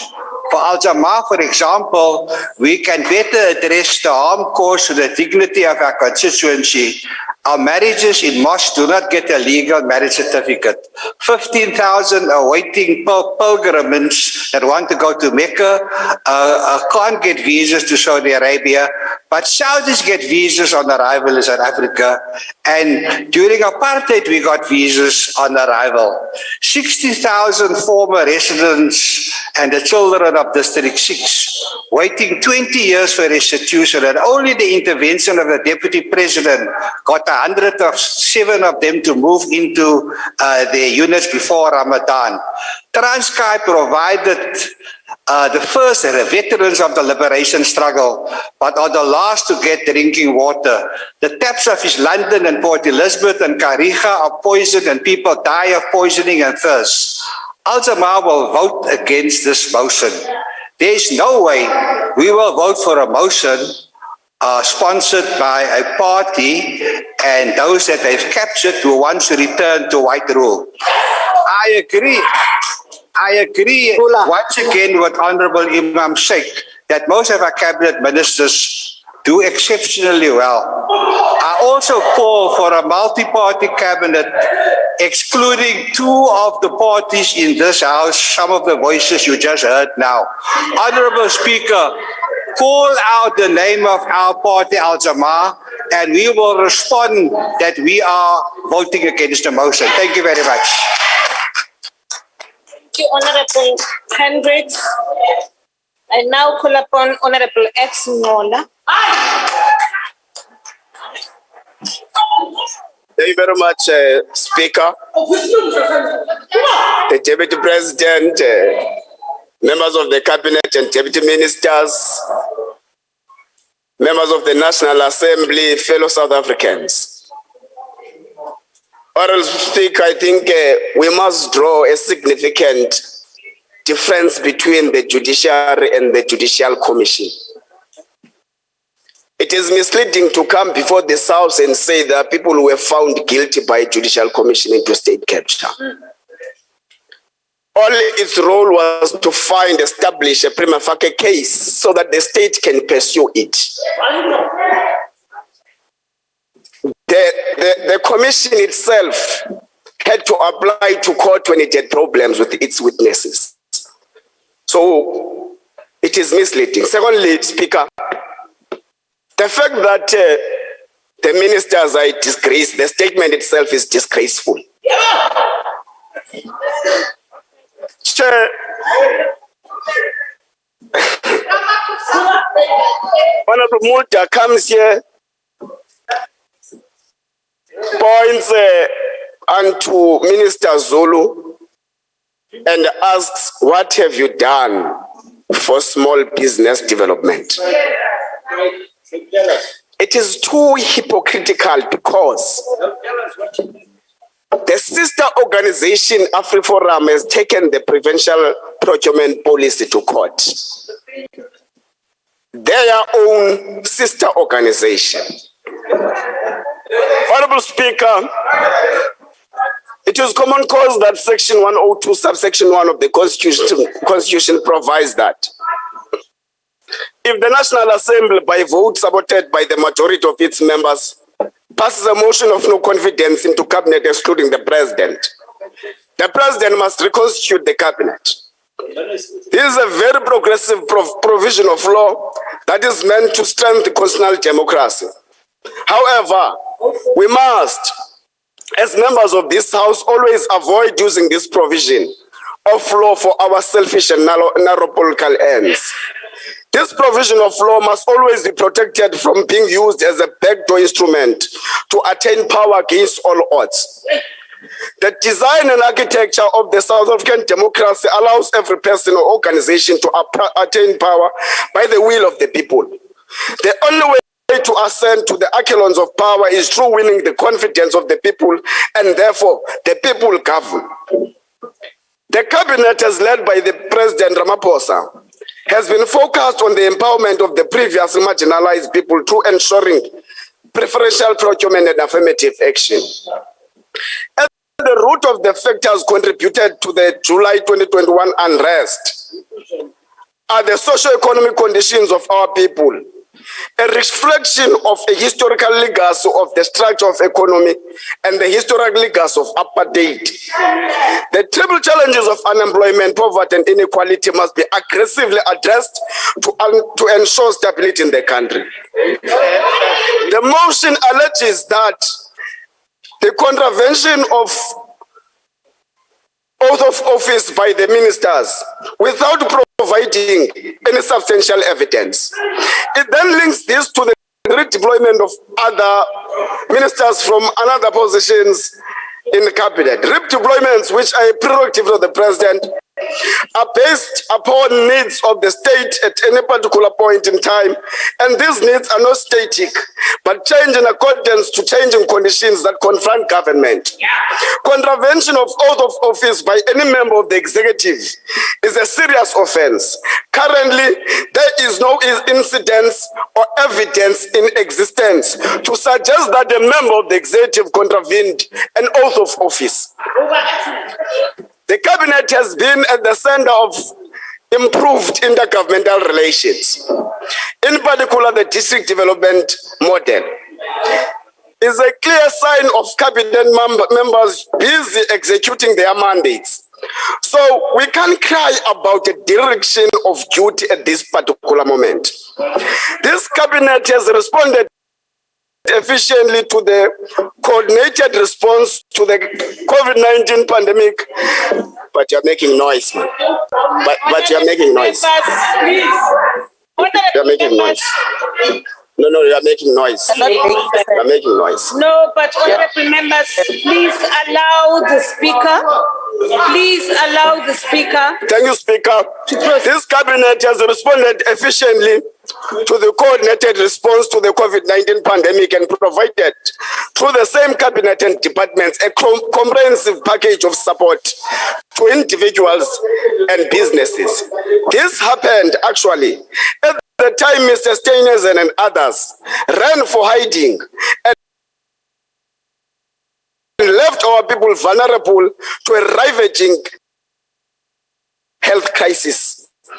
Government systems have been strengthened in response to criticism, and this has been acknowledged by Parliament. Honorable Speaker, the Constitution empowers the President to appoint and disappoint members. Honorable Ngola. Speaker. Please take a seat. Honorable members, please stop this running commentary as the speaker is on the floor. Will you please give respect to him? Listen to him as you would like you to be listened to. Please, you may proceed. Stop it, honorable members. It really has to come to an end. Thank you. Thank you very much, Speaker. Honorable Speaker, the Constitution empowers the President to appoint and disappoint members of the Cabinet. From time to time, the President will make changes to the Cabinet guided by factors at his disposal, as well as performance assessment. Honorable Speaker, we commend you for declining a spurious and frivolous request by the Democratic Alliance to have cabinet members not participating and voting in the no confidence motion. Members of the cabinet in their majority are by law members of this parliament and therefore will partake fully in its proceedings. This which they were arguing is a voodoo doctrine of separation of powers. The motion itself suffers from a number of flaws. Among all, it is based upon cheap, divisive tactic of attempting to divide the president from his appointed cabinet. Honorable Speaker, we shall not have a selective amnesia when it comes to the expert panel report. The panel report points out that it failed to meet with all ministers in the security cluster, that it only managed to meet with the Minister of Police, Defense, and State Security. It is premature to allege infighting amongst ministers in this regard. The panel itself concedes that it had no access to the intelligence information. The panel itself also points out that budget constraints were a cause for the public order police not have sufficient tools to swiftly avoid the riot. myself. Honorable members. The report has been submitted to the President, and the processing has already begun by the Cabinet. Parliament must still engage on the report, and this responsibility must be taken forward by Parliament. Jumping the gun before Parliament has applied its mind does not help. Speaker, the report of the expert panel in the July 2021 civil unrest does not point out what is contained in the motion, and therefore the motion carries no substance. Therefore, it must be declared nothing else but a Twitter-generated gossip. We forgive Mr. Steinheisen. We understand that his is a hopeless situation.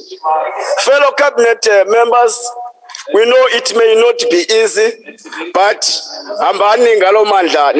I thank you. You had no substance.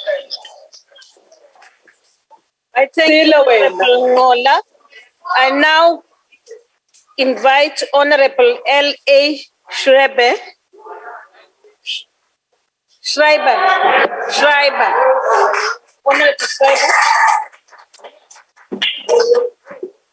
Madam Speaker, since the ANC refuses to honestly review the performance of this poverty cabinet, allow me to conduct a quick 3-minute performance assessment for them. Let's start with Deputy President Mabuza, who's buried deeper into the Russian regime than the layers of a nesting doll. Next are Ministers Dlamini Zuma and Patel, who must once have had a terrible encounter with a chain-smoking, flip-flop wearing alcoholic chicken, because they used the entire lockdown to settle this vendetta. Similarly, the only war being waged by Defense Minister Modise is against the innocent pigs on her farm. That's when she isn't busy popping champagne with the invaders of Ukraine at the Russian embassy. Coming in at number 4 is a true all-rounder of uselessness, Minister Dlodlo. She both oversaw the failure of the intelligence services to prevent last year's violent looting and granted illegal salary increases to ANC cadres. Minister Sisulu attacks our constitution in designer shoes while tourism businesses fold. While our railways collapse and potholes gobble up our roads, Transport Minister Fikile Mbalula tweets about his dream of going to the moon. South Africans would gladly pay for that trip as long as it's a one-way ticket, and luckily the minister is so full of hot air that we'd probably save a fortune on rocket fuel. Speaking of fuel, what about energy? Minister Mantashe. He's the last living member of a species of fossil fuel dinosaur previously thought extinct, and boy is he making it count. He spends his days fighting against renewable energy and taxing us to death at the petrol pump, and in his spare time he defies the Zondo Commission over Bosasa corruption. Then there's the Mad Hatter himself. Police Minister Cele spends 8 million rand to protect every ANC VIP while slashing the police budget for ordinary South Africans by 4 billion rand. And who can forget Minister Zulu, who rides around in armored vehicles shooting the pensioners and poor people she's supposed to protect with water cannons. Bad old Minister De Lille hung South Africans out to dry to the tune of 37 million rand on her washing line, and she forgot to open the sprinkler valves that could have prevented Parliament from burning to the ground. Instead of fixing our education system, Minister Bladen Zamande tries to rewrite history to classify Afrikaans as well as Khoisan languages as foreign, while Minister Motshekga is trying to carry out a coup against the powers of school governing bodies. Minister Ndabeni Abrams is somehow both employed and unemployed at the same time, as she's been completely replaced by Sipho Nkosi in the President's parallel cabinet. Minister Mthethwa was paid 2.5 million rand a year to issue condolences during the brief flashes when he's awake in Parliament. Minister Gordhan continues to flush taxpayer money down the SOE drain faster than Tom Moyane flashed Zuma's tax records. And the metaphorical hole in Minister Nkwane Mashabane's head has clearly still not healed. If this poverty cabinet had to go back to school, not one of them would even reach the 30% pass mark they set for our children. It's time to put them all out to pasture. Thank you.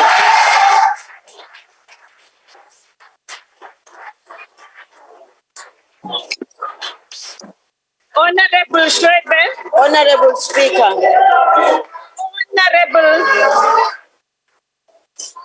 Honorable Schreiber. Honorable Member Schreiber.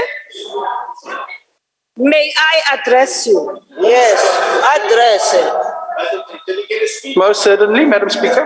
May I address you? Most certainly. Yes. I tried to indicate to you several times that there is a point of order. I couldn't hear because of all of the heckling, Madam Speaker. Once again. Can you just please be decent and say You did not. I didn't hear. No, you did hear. You did. Madam Speaker, they were howling. And at the rate at which you were moving, They were howling, Madam Speaker. there was a point of order. Okay, I'm willing to listen.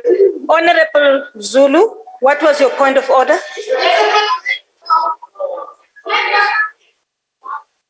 Honorable Speaker. Yes. My point of order was relating to the honorable member casting aspersions on, you see, South Africa. Okay, honorable member. That was my Now we are better. order was that the member knows that when he has substantial information, he needs to bring it to the House and not cast aspersions. In fact, to be honest, to actually insult some members of the cabinet. That is exactly what the member did when he was standing there.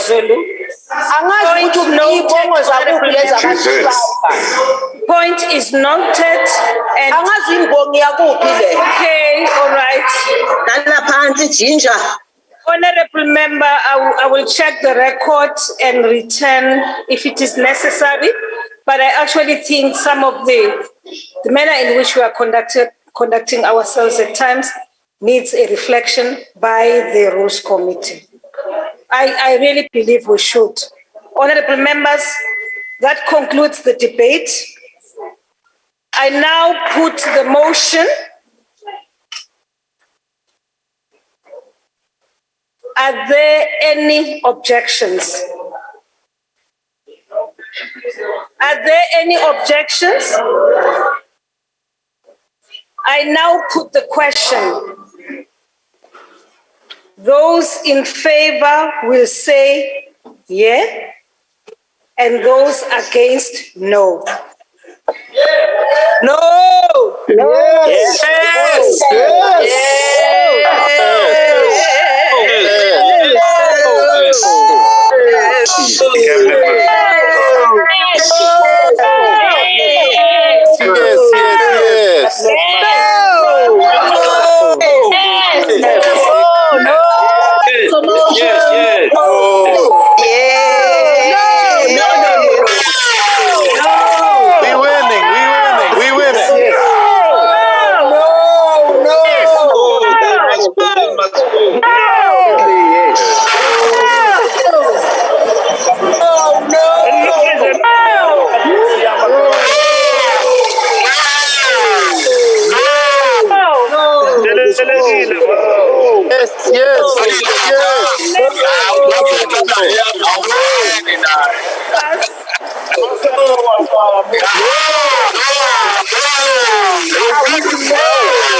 It's a home run. The majority party.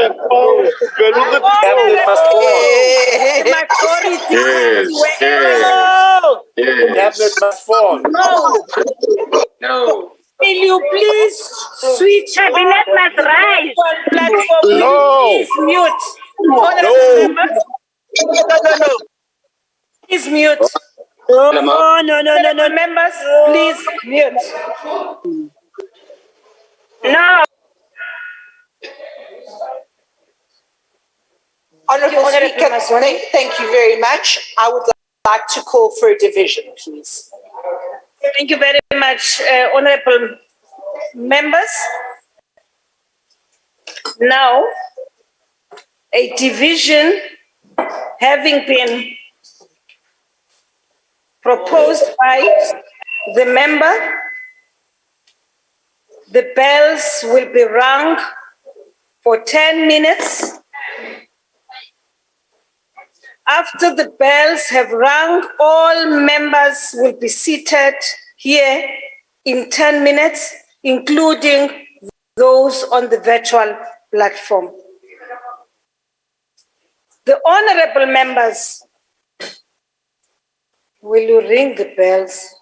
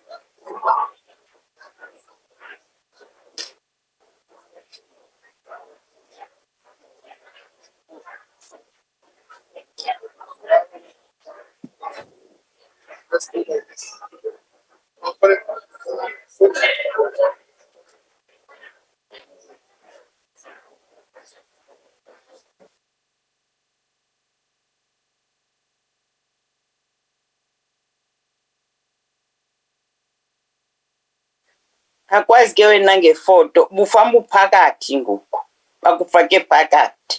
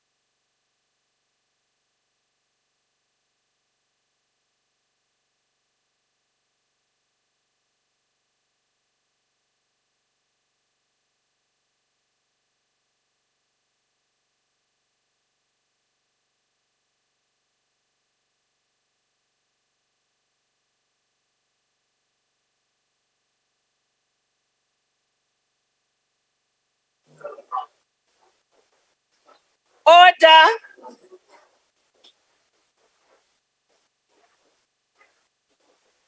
Order, honorable members.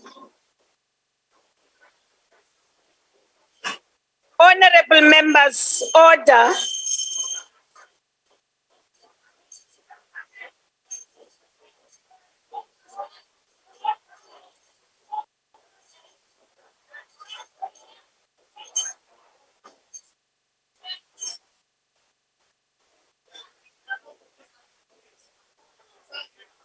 Honorable members.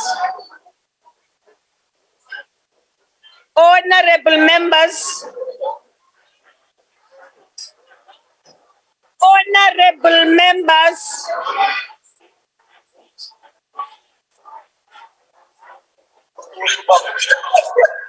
Yes, madam. Point of order. Honorable members. Yes, Madam Speaker.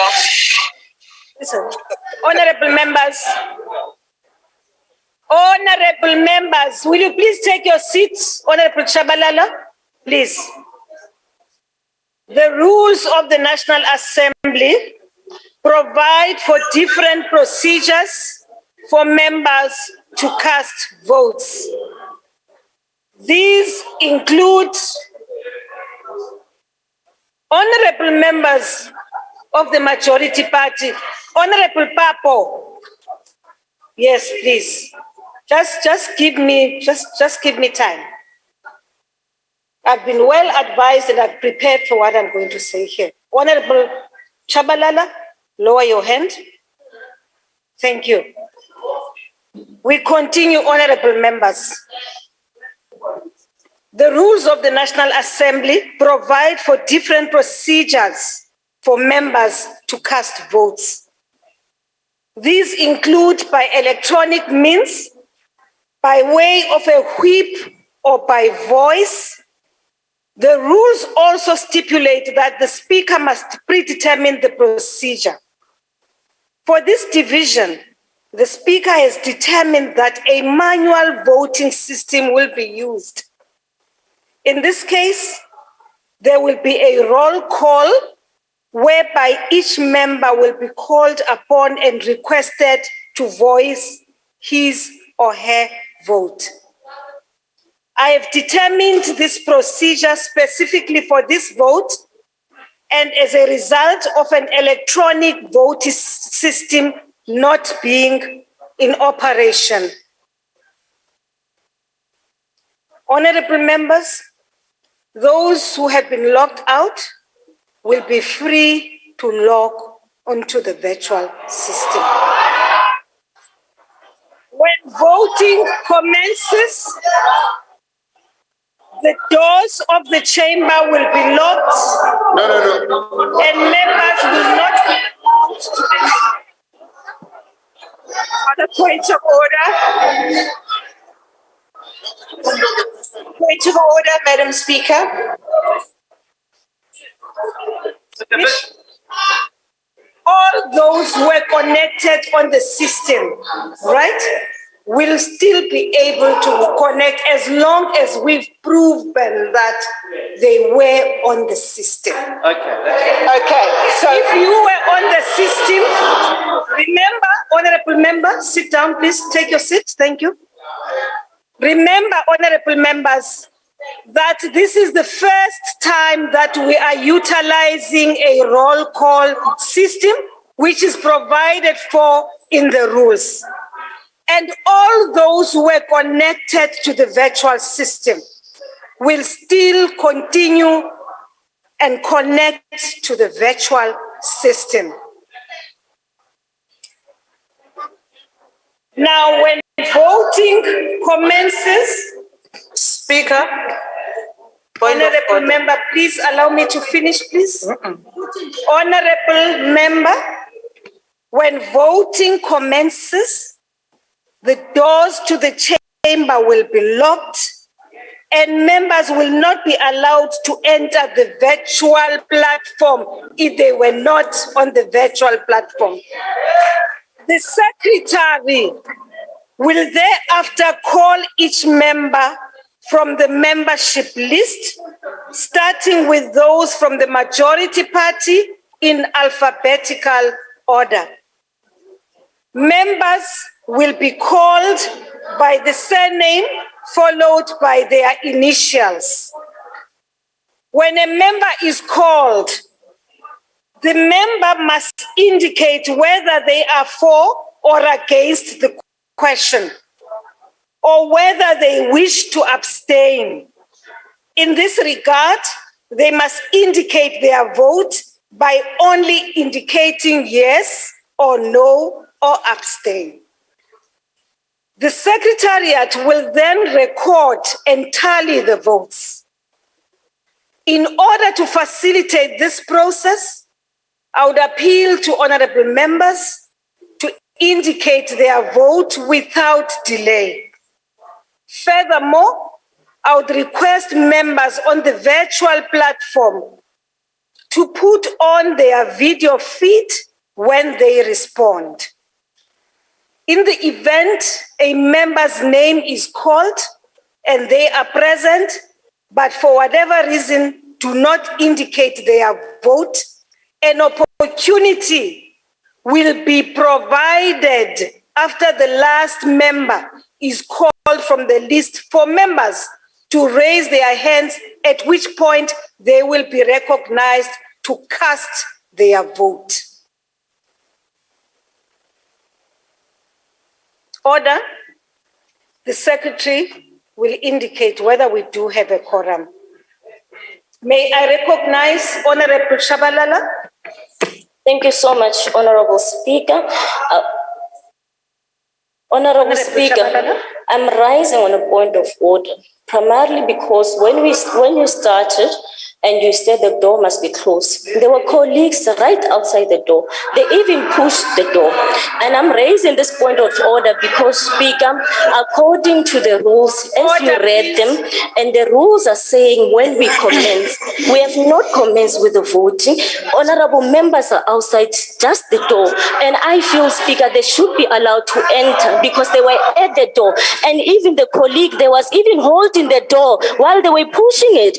As you said, close the door. So I really feel it will be prejudice for members of parliament who are here, who went for comfort break, that is allowed. The next thing, they're not allowed to come inside parliament while they've got the right to cast their vote. So I'm really saying, Speaker, they should be allowed to come inside. All the members who are outside, when you close the door on them, because that door was closed on them. That's really unfair. That will be prejudice. Thank you. Honorable Shabalala, honorable members, honorable leader of the opposition, I will recognize you. Honorable members, we said we are adjourning for 10 minutes. After 10 minutes, because of the unique situation we are finding ourselves in, voting started. What happened is that I was still explaining the how part of the voting process. Because this is a new system to us. We have never used the roll call system. And that's what I was really explaining. If we were using an electronic system like we were using, please, honorable member, please, honestly, and put on your mask. If we were in the chamber where we have an electronic system, we would have reconvened and the ushers would have shut the doors. I hope I'm understood, honorable member.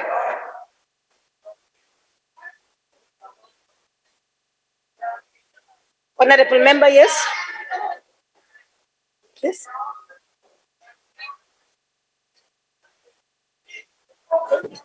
Speaker? Yes.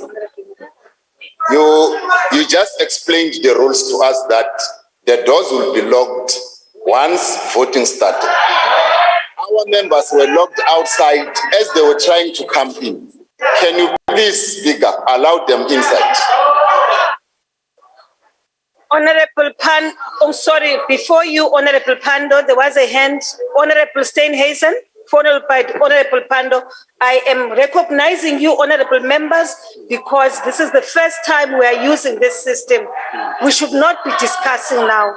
Thank you, Honorable Steenhuisen. Madam Speaker, I would submit that there's no difference to this system than the one we've used in the past when it comes to the procedure when a division is called.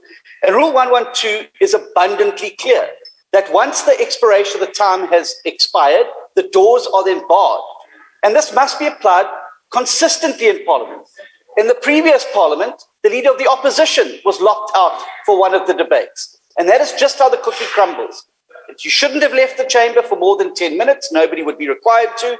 And I'm sorry, but we can't now bend the rules just because it suits one particular person or one party. We must be consistent. Otherwise, these rules are not worth I thank you, the paper honorable they're on. member. Honorable Pando. Speaker, that is the very point. Unfortunately, the division has begun. We don't normally have debate during a division, nor can you call points of order during a division. You proceed with the division. You have made the right decision. That point having been made, Honorable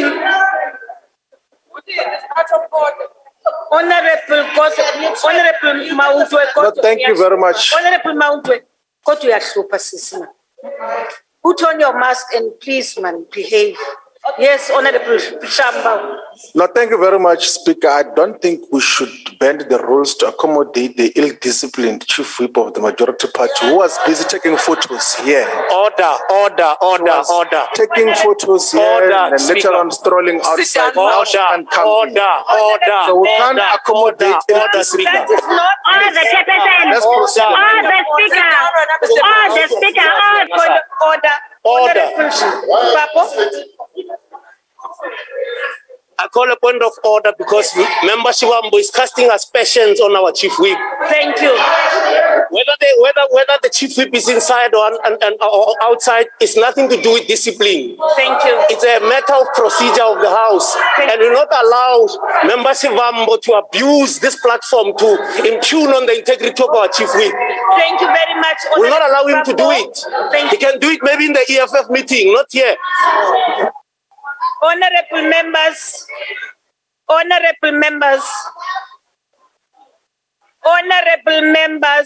Ntlangwini, Honorable Member Ntlangwini, Honorable Mkalipi, Honorable Mautwe, please. Honorable Mente,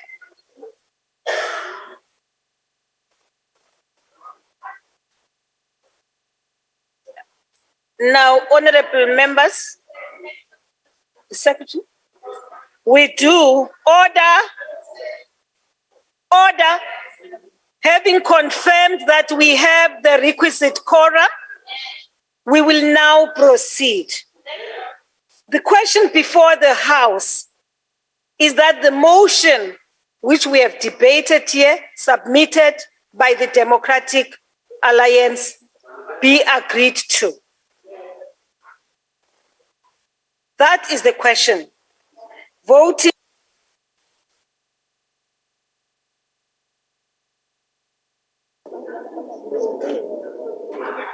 The Secretary will now proceed to call members.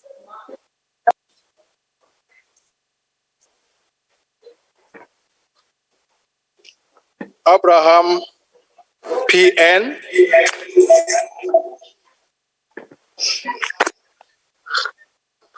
Abraham Nokolo, it's no for me. Adams RC.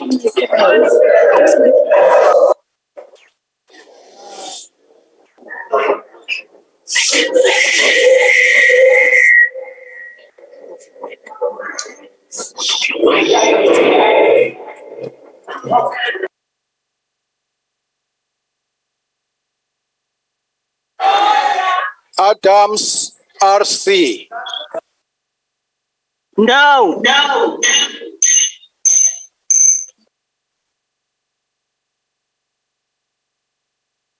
Aduns NG.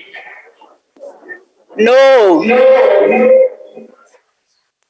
April HG. Near, obsolete near. Pasopu M.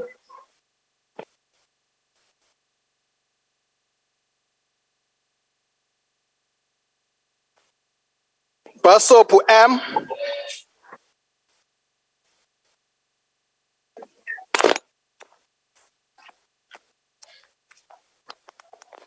Mapela KO.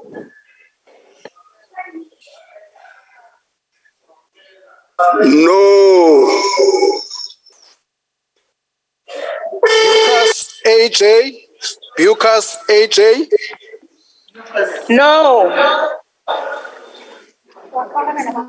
Bilankulu JH. Bilankulu JH.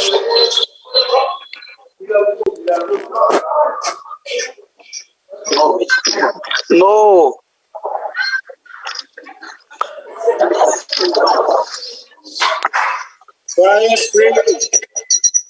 Honorable Vilangulu. No to the DA motion. Thank you.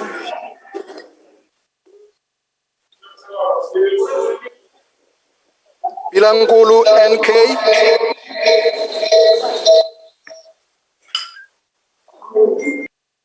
No to the DA motion.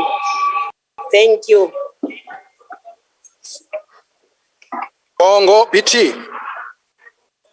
Bongo BT. No to the DA motion. Boroto MG. Nwetli. Waters A. No.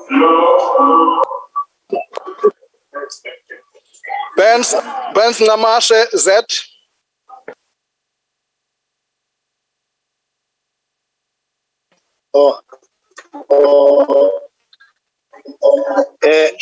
No. Thank you. Buthelezi NS. No. No. Kappa N. Kappa N. No.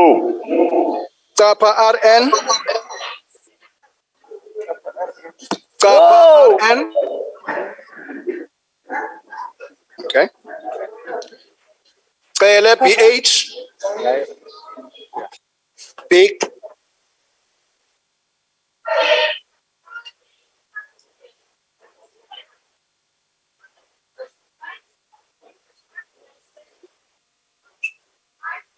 Should I proceed? All right. Let's proceed. Cele said no. Chabane MS. Chabane MS. No. No. Chikunga LS. No. Greasy BT. No. Didiza AT. Lunga elihloniphekile nginguthokozile Angela Didiza ngithi cha angivumelani nale motion. Dikhale MC. Dikhale Masifako Clara. No. Direko DR. No. Derks MA. No to any DA motion. No. Jomo SM. Aye.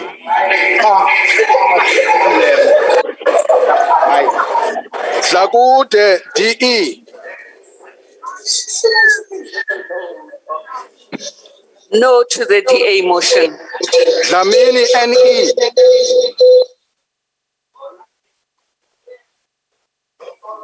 No. Hayi inkosi nathoka Dlamini avumelani.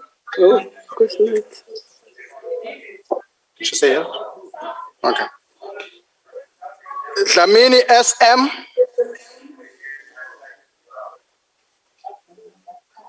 Dlamini SM. No.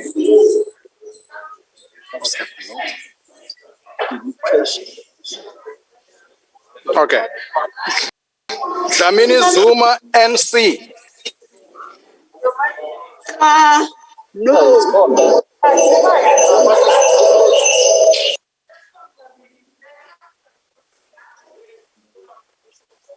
No. Dotlo A. And the George will not vote for this motion. Sulane PN. No. Dundra MAL. Dundra MAL.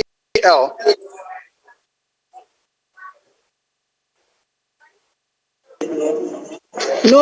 Dundra MAL. Okay. Did you say no? Yankee QR. I reject that thing. No. I reject the DA and its motion. Frolic City. My vote is no. Ganjo N. Andivumelani nale motion inkosi. Gela A or Gela A. No, andivuli. Gina N. Angivumelani nemotion. Gomba MM. No, hakidumeli. Godan PJ.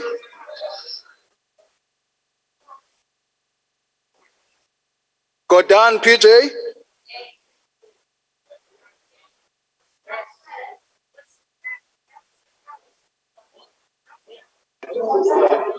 May I proceed? Godan PJ for the last time. No. to the DA lives.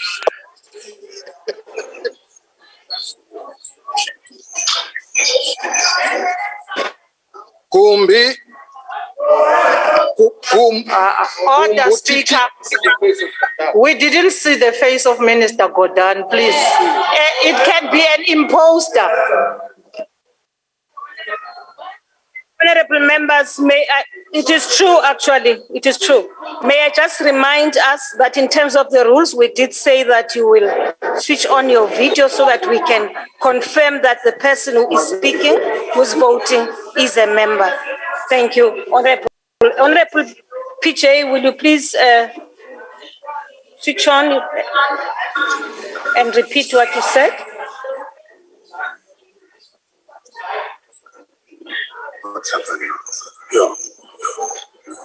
Let me repeat, no to the DA lives.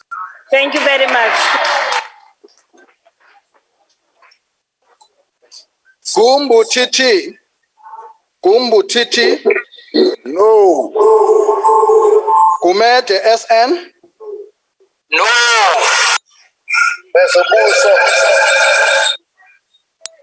No.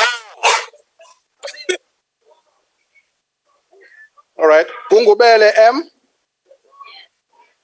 Unoche. Unoche.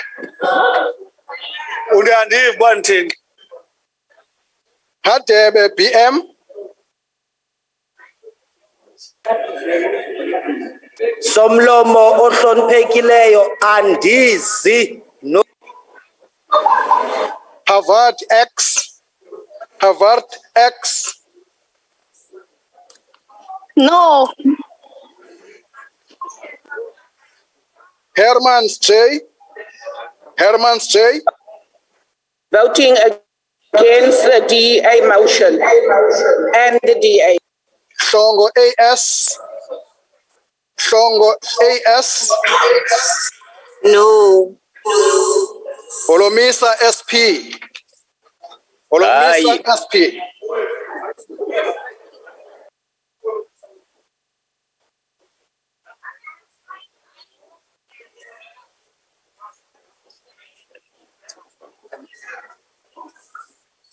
Honorable Olomisa, you are muted. Yeah, someone muted me. I said no. Thank you. Jacobs F. Jacobs F. No to the DA motion. Jacobs KL. No.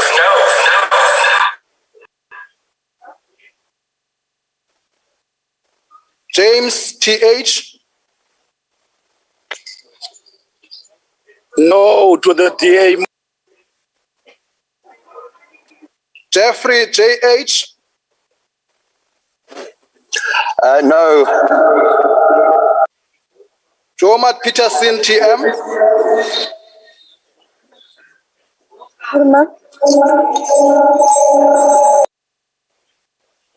All right.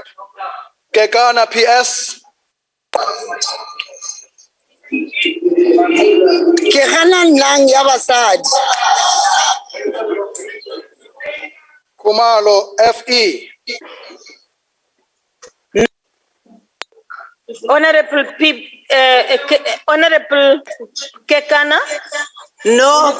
Will you please show your face?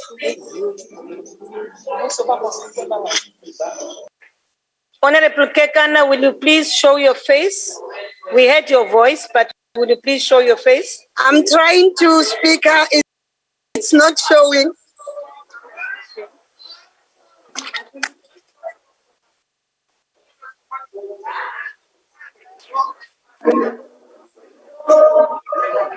Proceed. Can you see? Kibi or Kibi, I'm sorry about that. MT, Kibi, MT. Miriam Tenjue Kibi saying no. Honorable Kibi, will you please show your face? Raise. This is better. Chairperson. Oh, okay. Honorable Speaker. All right. She's at the hospital and we agreed that he will not show the faces of the people who are sick. Do I know who's in hospital? Do I know who is in hospital? Honorable members, thank you, Honorable Khate, but do I know who's in hospital? Thank you very much, Honorable Khate. Will you proceed, Secretary? Give it and order, Speaker. Thank you. Yes. No. On a point of order. Yes, point of order. When you outlined the rules, there were no exceptions of if people can't vote, they can't vote. It's as simple as that. Actually, Honorable, don't give exceptions in terms of what happens because a lot of excuses are going to be given. Honorable Shivambo, honorable members, to be honest, the chief whip of the majority party did indicate to me that there are 7 people who will not be available, who are in hospital. However, that's the reason why I'm asking you. I was not given the list of the names of people who are in hospital. So no one can blame me for saying they should show their faces. So that is the issue, Honorable Shivambo. Thank you. We now proceed. Proceed, Honorable Mr. Clason. Kodwa NG ukuthi nafu akavoti ngevumelana nayo uthi hayi. Kornoff GW. A definite no. Kotampeko ZA.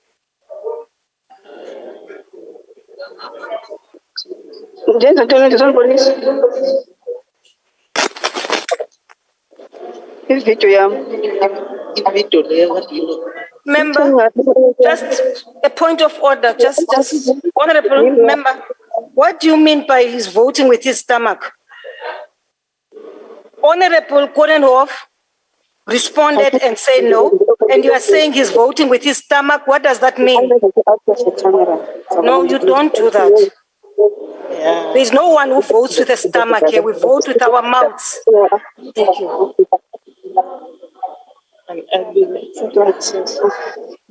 I proceed from Kotampet. Did you get it? MT. Don't go. No. Thank you. Kubeka NJ. Kubega MJ said no. Kula SM. No, I don't support this madness, Speaker. It's a big no. Yeah.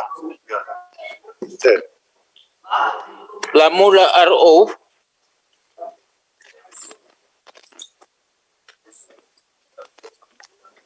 No. Lamul. No. Lekhwase TI. No. Lisoma RMM. Go mina Rijana Mponseng lisoma Mahate bendi kabanya uzombili lento DA Nkosi. Litsiye WT. Kyalebo Speaker. I guess supportane le manyala. Kyalebo. Lubengo ML. No. Yeah, not today. Luzipo S.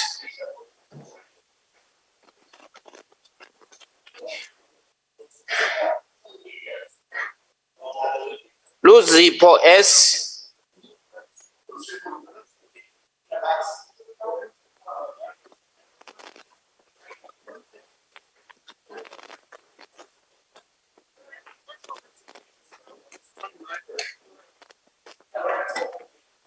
He is online. Lose it. There?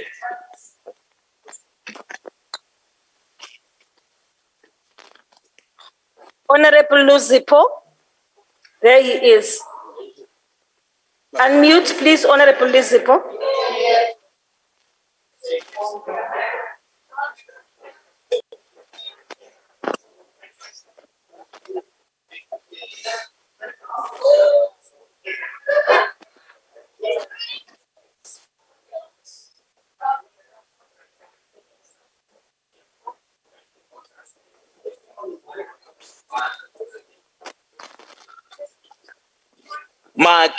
JJ. No. Sorry, Deputy Speaker. On a point of order, Mr. Lozipo was on, but I couldn't hear what he said. He was just talking, but there was no sound.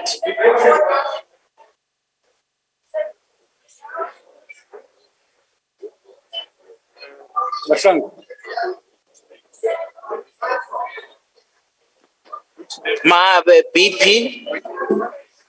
No Zipo. No. Zipo, okay. Please unmute. Just unmute your mic there, Baba Luzipo. Yeah.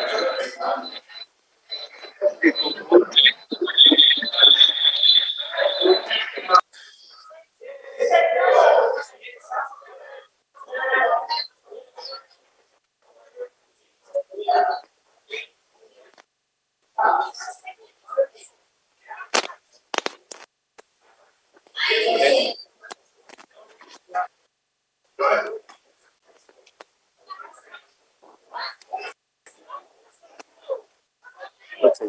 All right. Well, yeah. Let's proceed. He said no. Yes. You can read lips.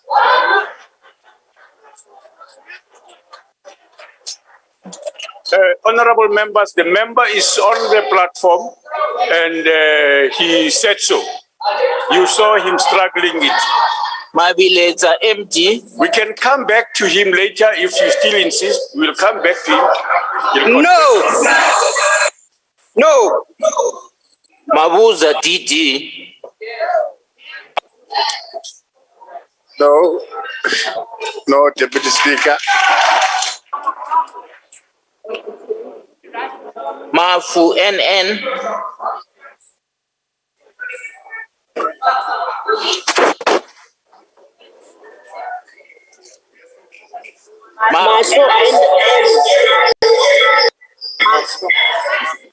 Mafu NN.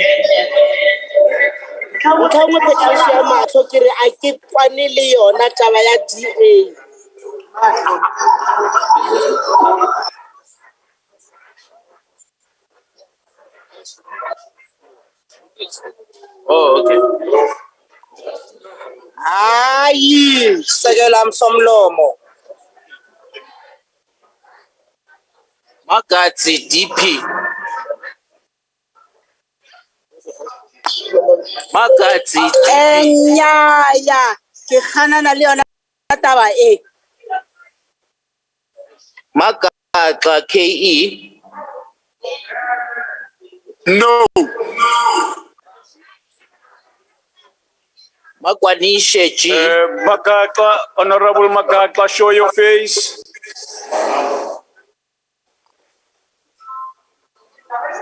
Honorable Makaka, please show your face.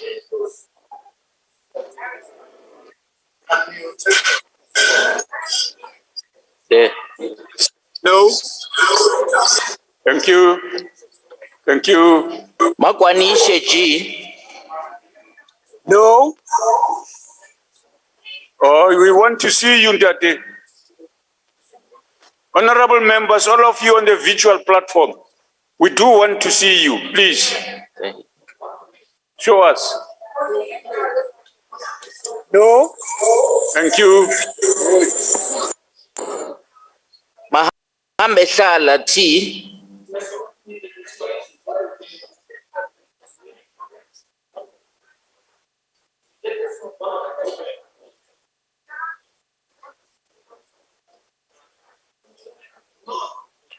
Mahambe Shala T. She's one of those who are in hospital sick, but we want to hear her voice. Honorable Mohammed Shala.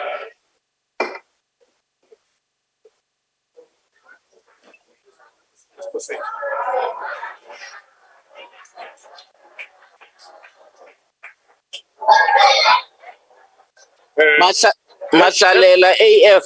Yeah, let's proceed. We'll come back. Yeah. Masalela AF. No. Mahlatsi KD. Thank you, Honorable Deputy Speaker. No. Masaule MG. It's a no from me, Honorable Speaker, Deputy Speaker. Mahlo NP.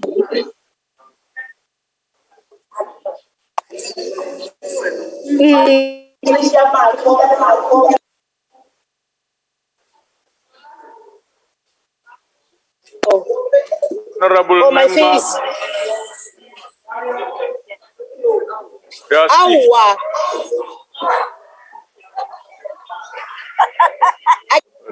All right. Yeah. Mashobo MG. Well, Deputy Speaker, I'm voting a big no. Mahuma Pilo SOR.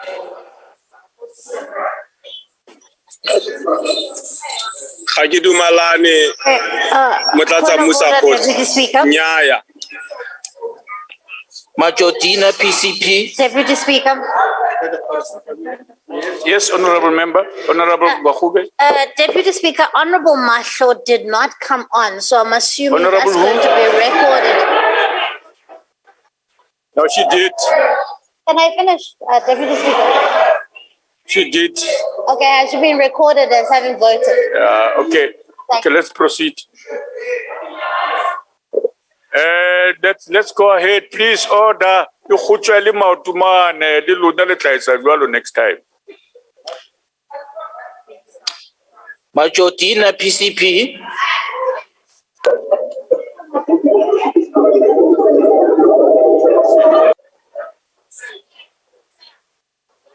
Let's proceed.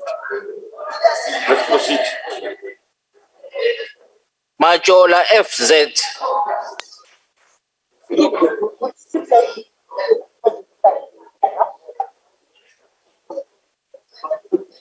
Majola FZ.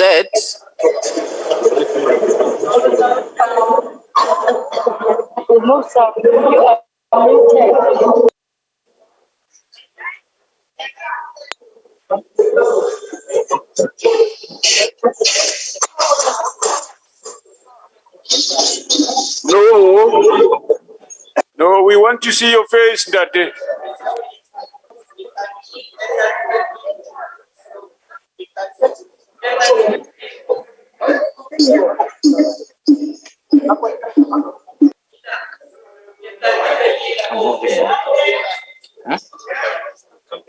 Yeah, we are going to come back to you. Sort out that thing so that we see you.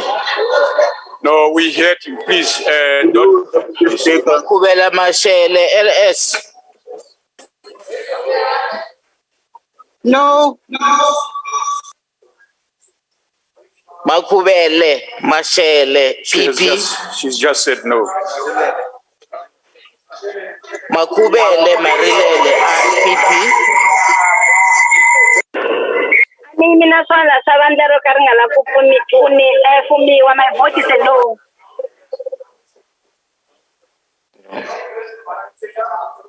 Makwetla SP.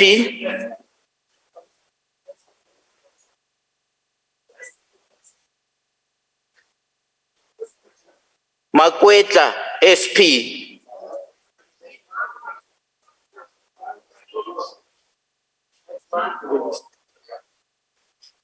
Malachi T. No. Big no.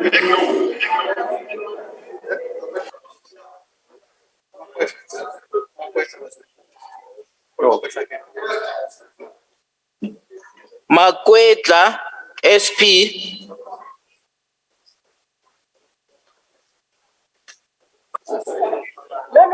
No, Deputy Speaker. But take off your mask, please, man. Take off your mask. We want to see your face. That's better, that, please. Honorable Deputy Speaker. Yes. And Thank the you. House at large, I vote against the motion on the floor. Thank you. Thank you. Thank you very much. Yeah. Yeah. Malimaja CN. No. He said, okay. Malachi T. He said no. No. No, we want to see your face, Ndati. Please show us your face. The camera is open. Sorry? No. Yes, we want to see your face. Malinga Viti. No. No, we want to see your faces, please. That's a requirement.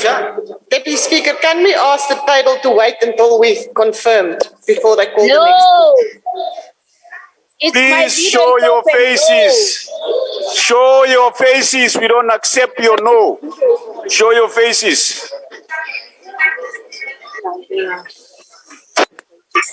No. Okay. Thank you. Malomane VP. No.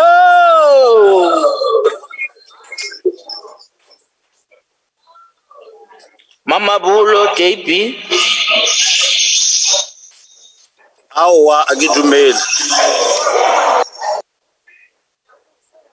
Manamela KB. No. No. Deputy Speaker, Yes. if I may rise on a point of order. Yes. I'm sorry to interrupt you, sir, who's calling out the vote. Sir, I've just been informed that Tabang Makwetla is not connected on the virtual platform and voted on Sizwe Mkunu's connection. And I don't think that that is allowed.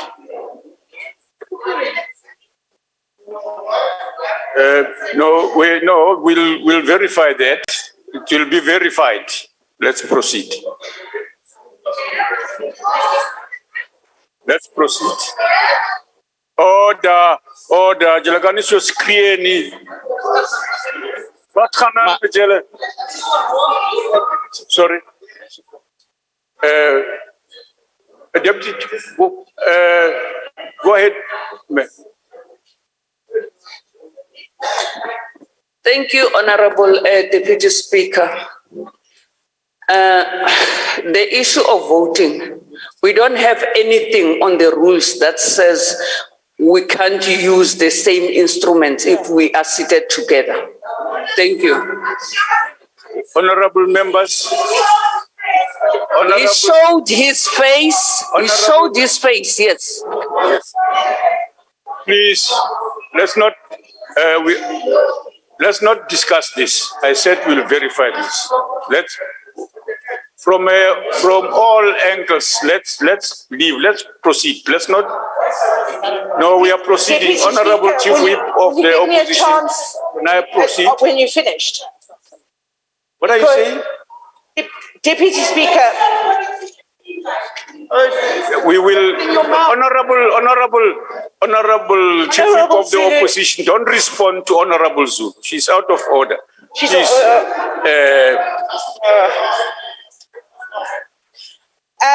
Deputy Chair, even though, Deputy Speaker, even though I'm a Buddhist, I don't like it when people blaspheme in the House, but I mean, I suppose take it from whence it comes. The Speaker herself directly said that everyone must be logged on and that no one would be allowed to log on afterwards. She explicitly explained that Honorable to the member, House for the Honorable member, look at what you are doing now. Now you are ruling on my behalf. No, I'm and not. I'm suggesting I'm to you. explaining. No, I'm not going to. Say. Honorable member. So what's fair is fair. Honorable members, let's proceed. This thing is noted here and so on. We will come back and finalize that. I'm not going to allow you to discuss this matter now. We are proceeding. Let's proceed. Deputy Speaker, on a point of order. What's your point of order, honorable member? Yeah. We have to speak on this issue. You can't suppress us. I can. The rule says when a presiding officer has made a ruling, you can't debate the same issue. This is what happens. That's the rule. Honorable member, let's deal with these things at an appropriate time. That's all I'm saying. So you can't be going back to the same thing. I'm not going to change my mind on it. No, but you see, this is what you do when I rise on a point of order. Because I have to raise it on a point of order. Do you know what I'm going to say? Honorable member, allow us to proceed. Are you not recognizing my point of order? Deputy Speaker, on what basis are you not recognizing my point of order? Honorable member, what are you saying? No, point of orders when we are voting are you not recognizing? What are you saying, honorable member? Point of order. What are you saying? The problem here, Deputy Speaker, is that you are creating a wrong precedent. What are you saying, honorable member? No, but wait for me, I'm speaking. Why are you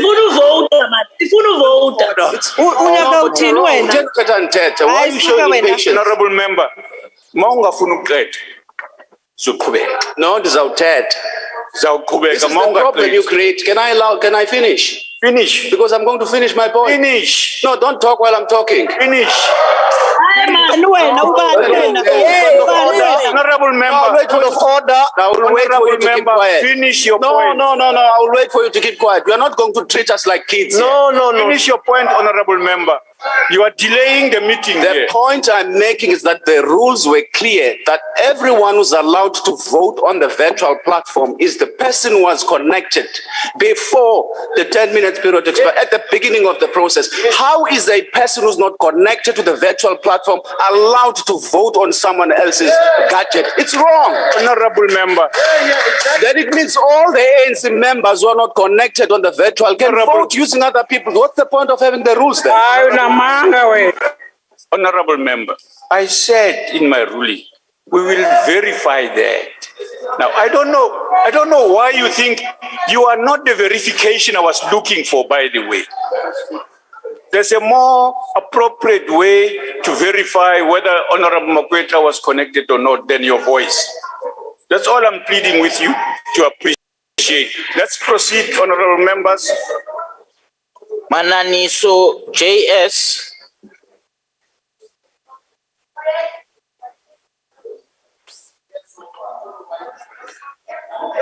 Mananiso JS. Thank you, Deputy Speaker. I say no for the motion. Thank you. Rebata Obona, show us your face. Can now. Can't run a government. You can't even use Zoom after. Let's communicate.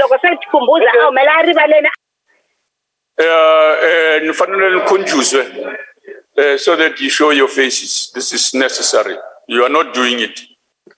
Let's go. Let's proceed. Mandela ZMD.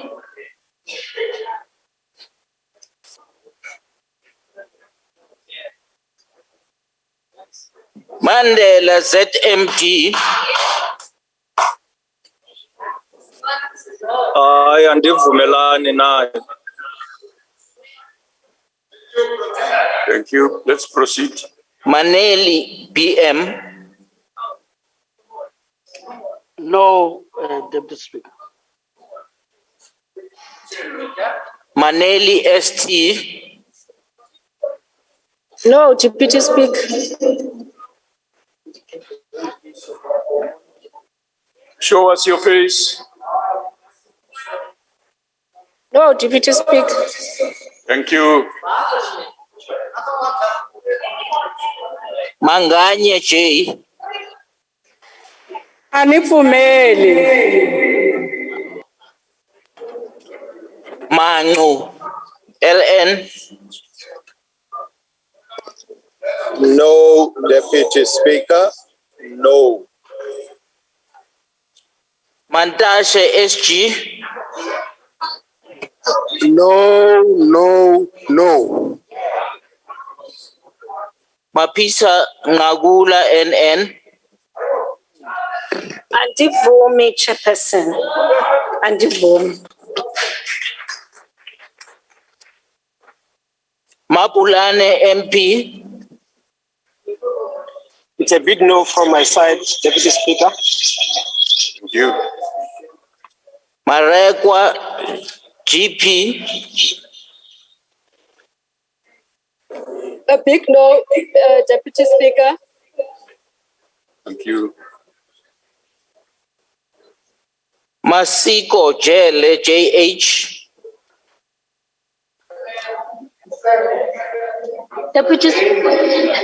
Deputy Speaker, ha ke dumellane le taba eo. Mashiko MR.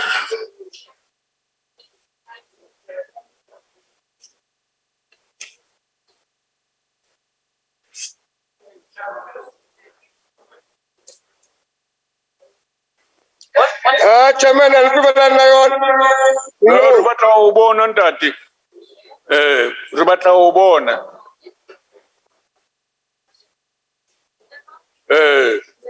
Ndati mashiko. Ribata ubona. Aya kubula. Ibule.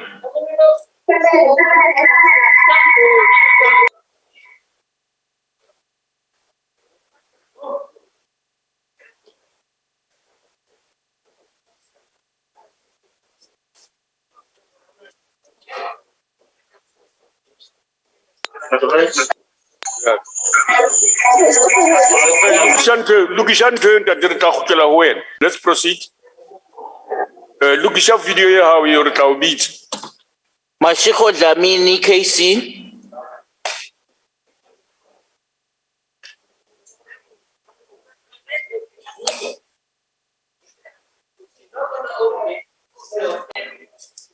I say no. That's better. Mashele TV. Deputy Speaker, a big no. Thank you. Masiko FA. It's a no for me, Deputy Speaker. Thank you. Thank you.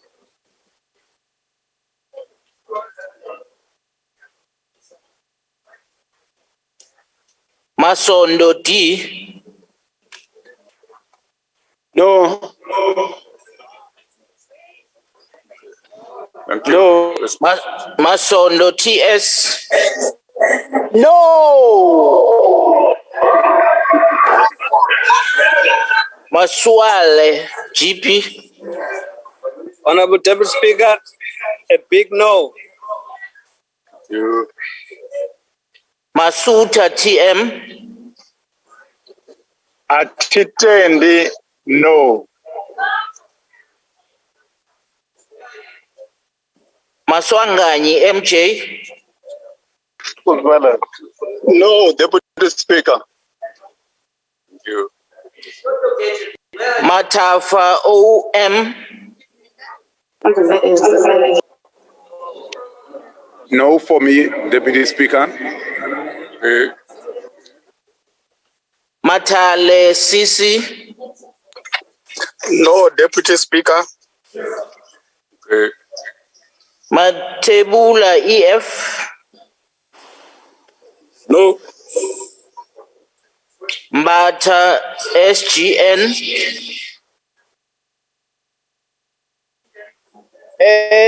Speaker Chanyala.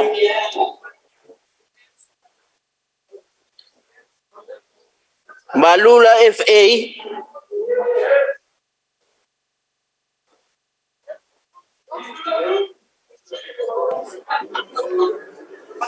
Andizi. Thank you. No. Bingo Kikaba BP. No. Mbuyane SH.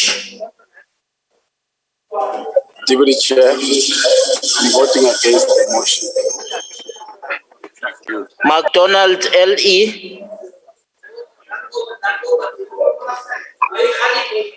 Deputy Speaker, el voto en contra. No. We want to see your real face. It's at the moment. Okay. Nkunu ES. No, Speaker, no. No. Thank you. Nkunu TVB. No, Speaker. Mdabe SW. No, I'm getting against you.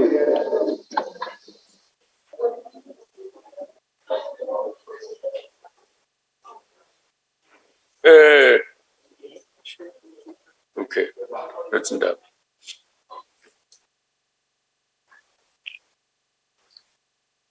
Gweba T.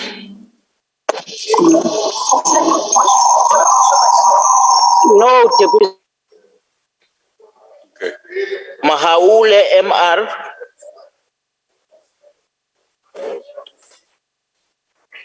No. Let's see your face, me. Robert Laubon.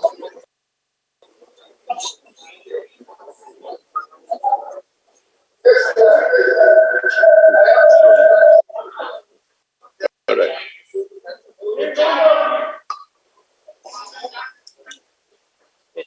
Regina Maule. Yeah, that's better. Thank you. No. Right, thank you. Mjobo LN. No. And easy. No. Mkajwa NT. Thank you very much, Deputy Speaker. Ngicela ukungafaka kule nto andizi cha hayi no niye gahana che no. Mkhize ZL. Mkhize, no.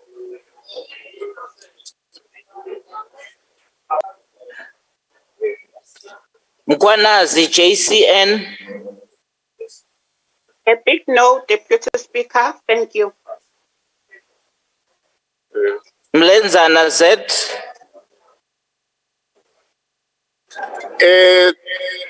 Deputy Speaker, agitumelang nali reactionary motion ya DA. Thank you. Mutle TN. Nang yabanyana.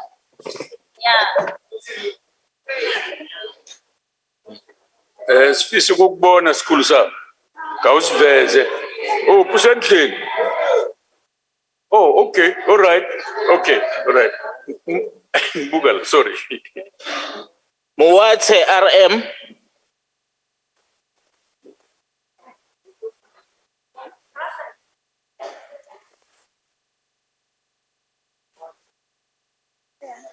No, it can't.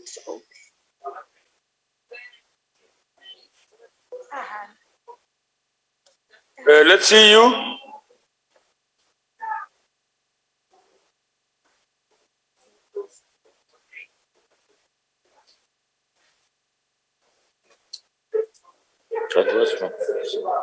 Please sort out your video there. We want to see you. You're the second person now.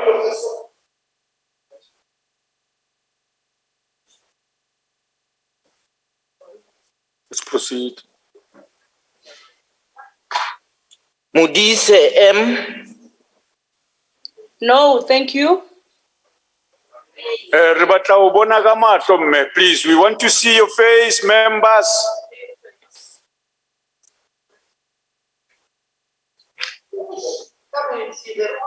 Yeah, Anna, you're host to equate. No, thank you.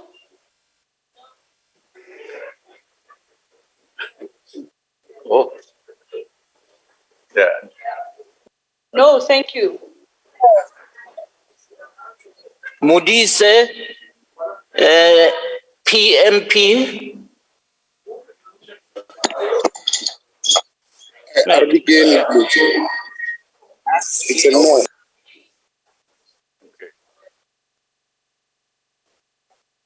Modise, TR.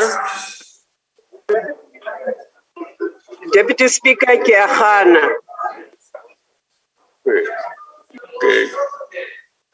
Muyela, DL.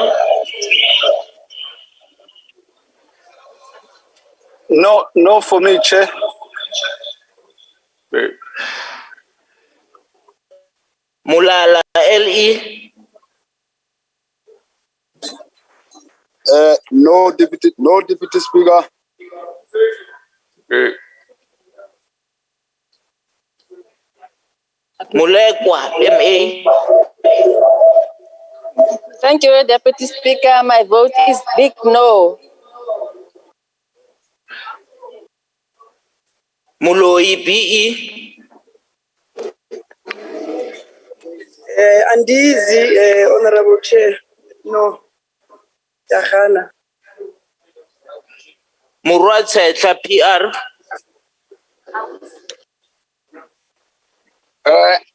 Deputy Speaker, my vote is no. Moss, LN.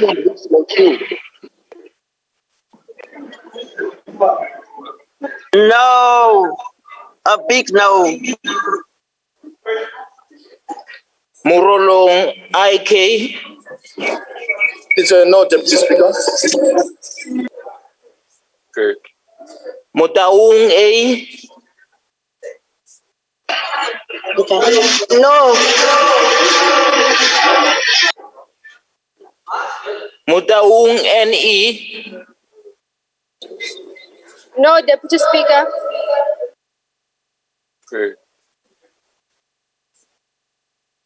Mutapo, R. MRM. Anna. Nago. Muteka, MS.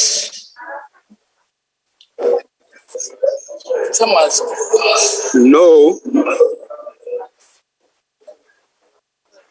Muteka, MA.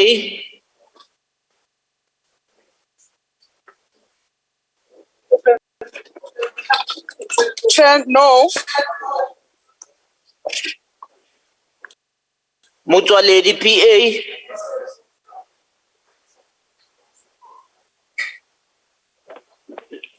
I don't know. No.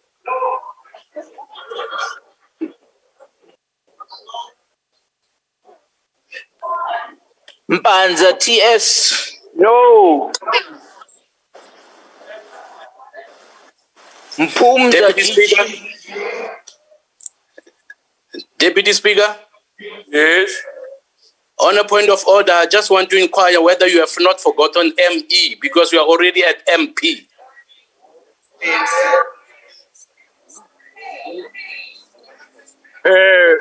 Muruti, you're not a member of ANC, Muruti. Muruti. Thank you. You got your Muruti wants to join ANC. Coming to you. No, I wanted to spoil it within a yes. No, we're coming to you. Don't worry. Just hang on there tight. We'll call you at the appropriate time. Yes. Yes. Yes, Chief Whip. Deputy. Thank you, Honorable Speaker. My apologies for disrupting this process. I just wanna check with you, Honorable Speaker, if maybe the House can allow those members who have voted to go to the loo, because it's going to be a very long process and some members are seriously pressed. Thank you. Who have voted? Yes. Where? Here. Here, yes. Hey, that's a difficult one. Incontinent.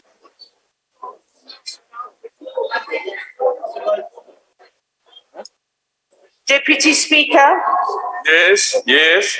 if I may, Rule 113, it's 1122. When the doors have been barred, no member may enter or leave the chamber until the result of the division has been declared. But I do have a few empty water bottles available. Honorable members, please let's not debate this. Please. Let's not debate this matter. The rules are as they are. Yes, Honorable Zulu. Respectfully, Chairperson, we don't want to debate, but as a matter of fact, there are members who have health issues. They just want to go and release themselves and come back. Now, any member who can really argue over a plea for a member to go to the bathroom and come back, that's all we are asking for. Okay, it's difficult. I'm going to consult on it. Let's wait. It's not easy. Let's proceed in the meantime. Mpumza Gigi. Deputy Speaker, Yes. on an unrelated matter. Are you sorry? On an unrelated matter to the bathroom issue. No, Deputy Speaker. Honorable Mutapo voted with Honorable Hadebe's device. Please can that be recorded and checked accordingly? Thank you. Similarly, we'll rule on those later. We're working on them. Yeah. Please proceed. Mpushe PT. Cha, nye, no, for starter. Okay. And easy. Msimango SN.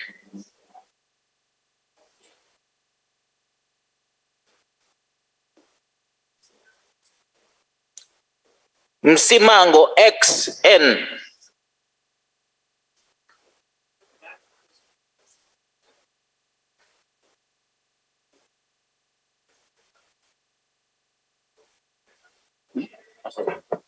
A point of order, Chair. What's the point of order? Deputy Speaker, I thought you would rule on the order that was raised by the Deputy Chief Yes, Whip. I did say that I'm going to consult and I'll come back now. But time is an issue because some of us were pressed. We won't wait for 5 hours for you to consult. Yes. No, remember those rules were designed for a particular sitting, not a sitting where we'll vote for hours. Yeah, Chair. Yes, we know that. It's for the first time that we are dealing with this particular kind of a scenario. Therefore, you must make consideration of those facts. Yes. Thank you very much. Yes, I am. Yeah. Okay. Please proceed in the meantime. Nkembu AH.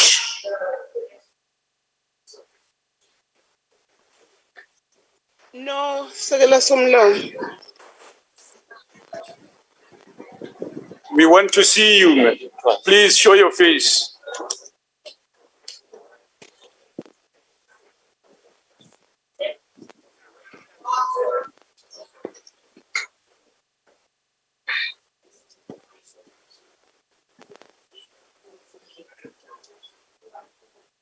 Ntembu AH.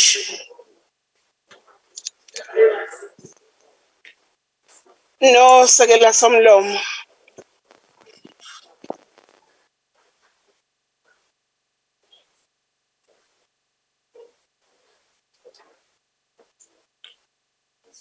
Mthethwa EN. No. Okay. Munyayi TB.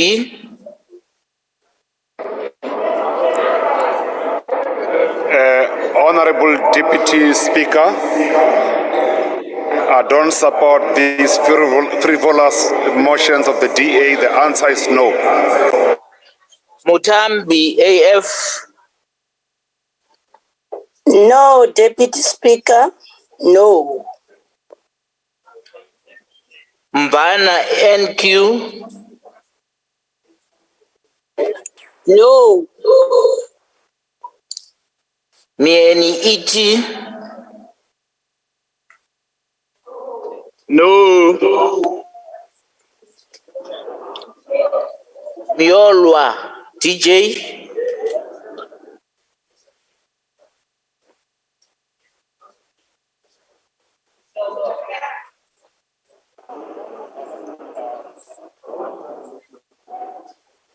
No.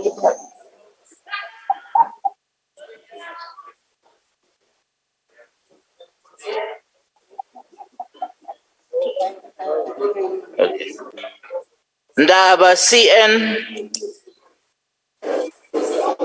No, Deputy Speaker. Angivumi.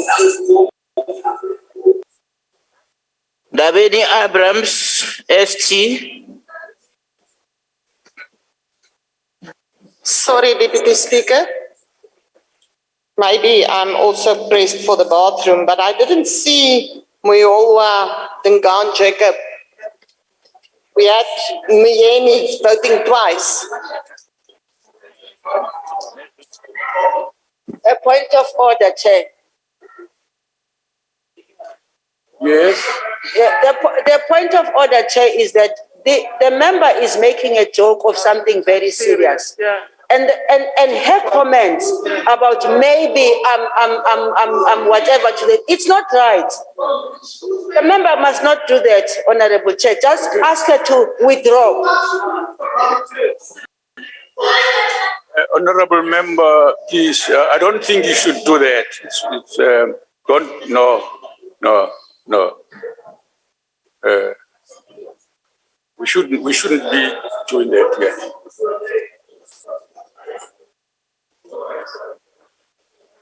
Go ahead. Ndabeni Abrams ST,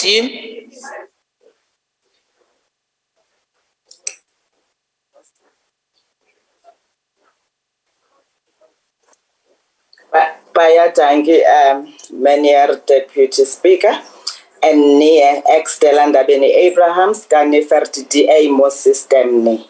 Never. New vote Drugen WS,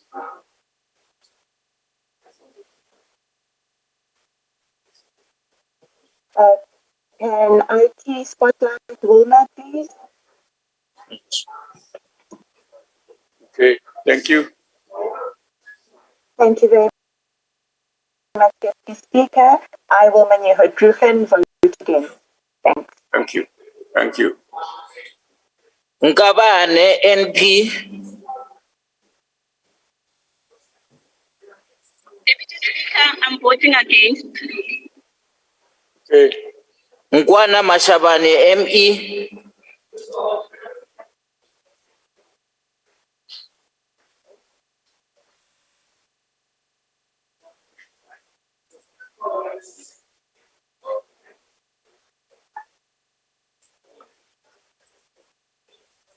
Nkwana Mashabane ME,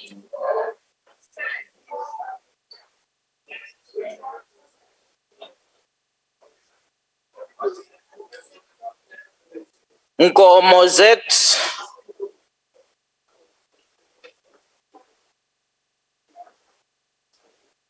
Nkomo Z, Deputy Speaker, I'm voting against. It's no. Okay.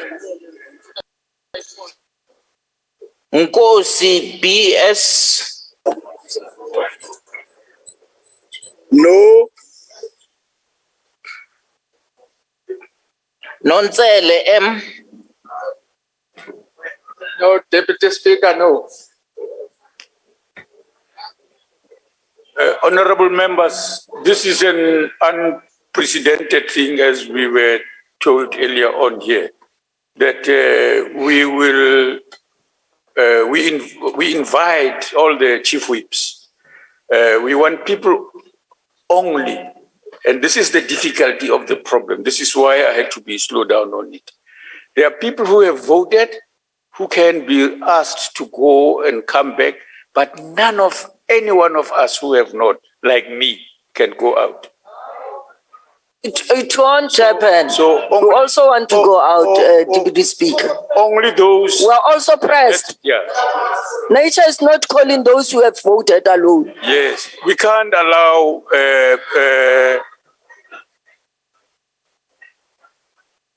Now, yes. What's the point, Honorable Member?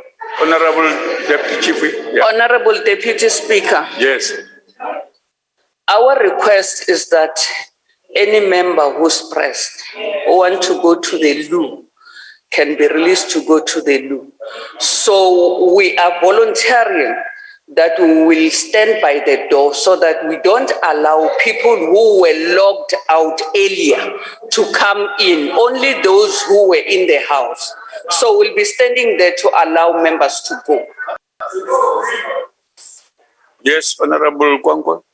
Deputy Speaker, I think from where I'm sitting, a comfort break would make a much better sense, because there's a possibility that a person's name who's in the law might be called here while the process is going on, and would have to revisit the name again in future. And it's indeed a problem that it's not only those members who have voted who want a comfort break. We all do. Thank you.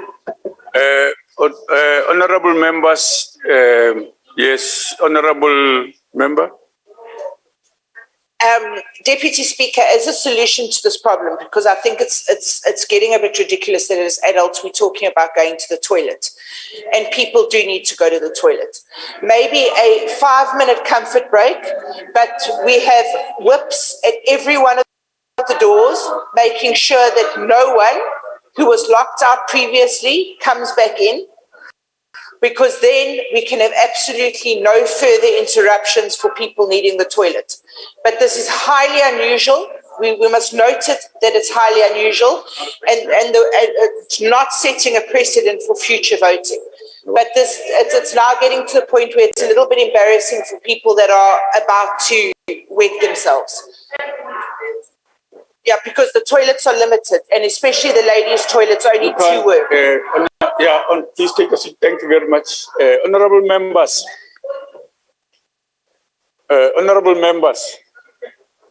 We are going to have to limit honorable members. We must appreciate the difficulty we are in, and that and it relies on our dependability to do the right thing, so that we release people who are needing to go urgently, and there are people who are monitoring that nobody who was not in here comes in, and let's allow that, but only a few people there, and then when they come back, others can go out, so that it's controlled. It's controlled. Because there are limited blues. We can't go and queue there like it's an IEC voting station. Please, let's do that.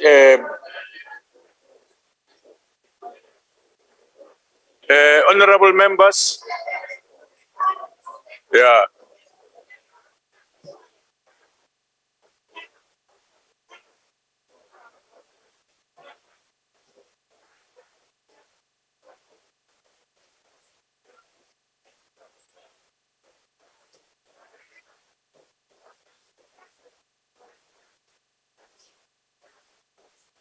The guy with the bell will ring it after 5 minutes.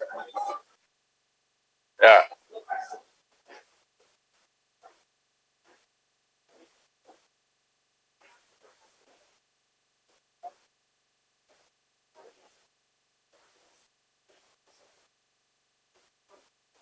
Recording stopped.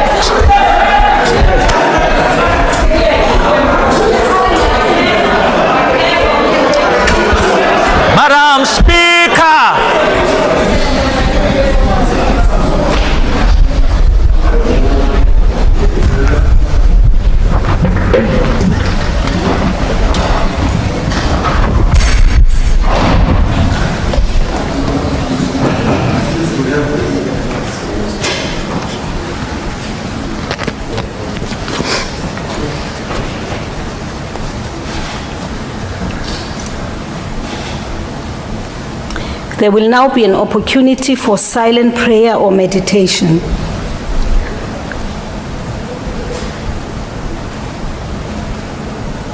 Please be seated.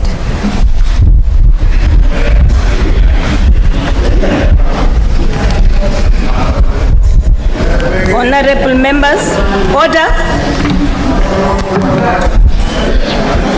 Honorable members, in the interest of safety for all present in the chamber, please keep your masks on and sit at your designated area. Thank you. The first item on the order paper is a motion moved in terms of section 1022 of the Constitution in the name of the Honorable V. Zungula.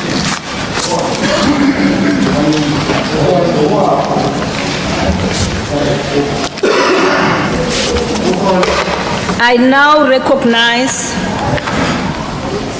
the Honorable Zungula to move the motion. On a point of order, Speaker. Point of order? On a point of order, Speaker. Where are you? Point of order? On your left, Speaker. To my left. Thank you, you're recognized. Speaker, on Rule 89 of the Rules of Parliament, which clearly states that no member of Parliament may reflect on the merits of any case that is before the court. As you are aware, Speaker, there is ongoing litigation between ourselves as the ATM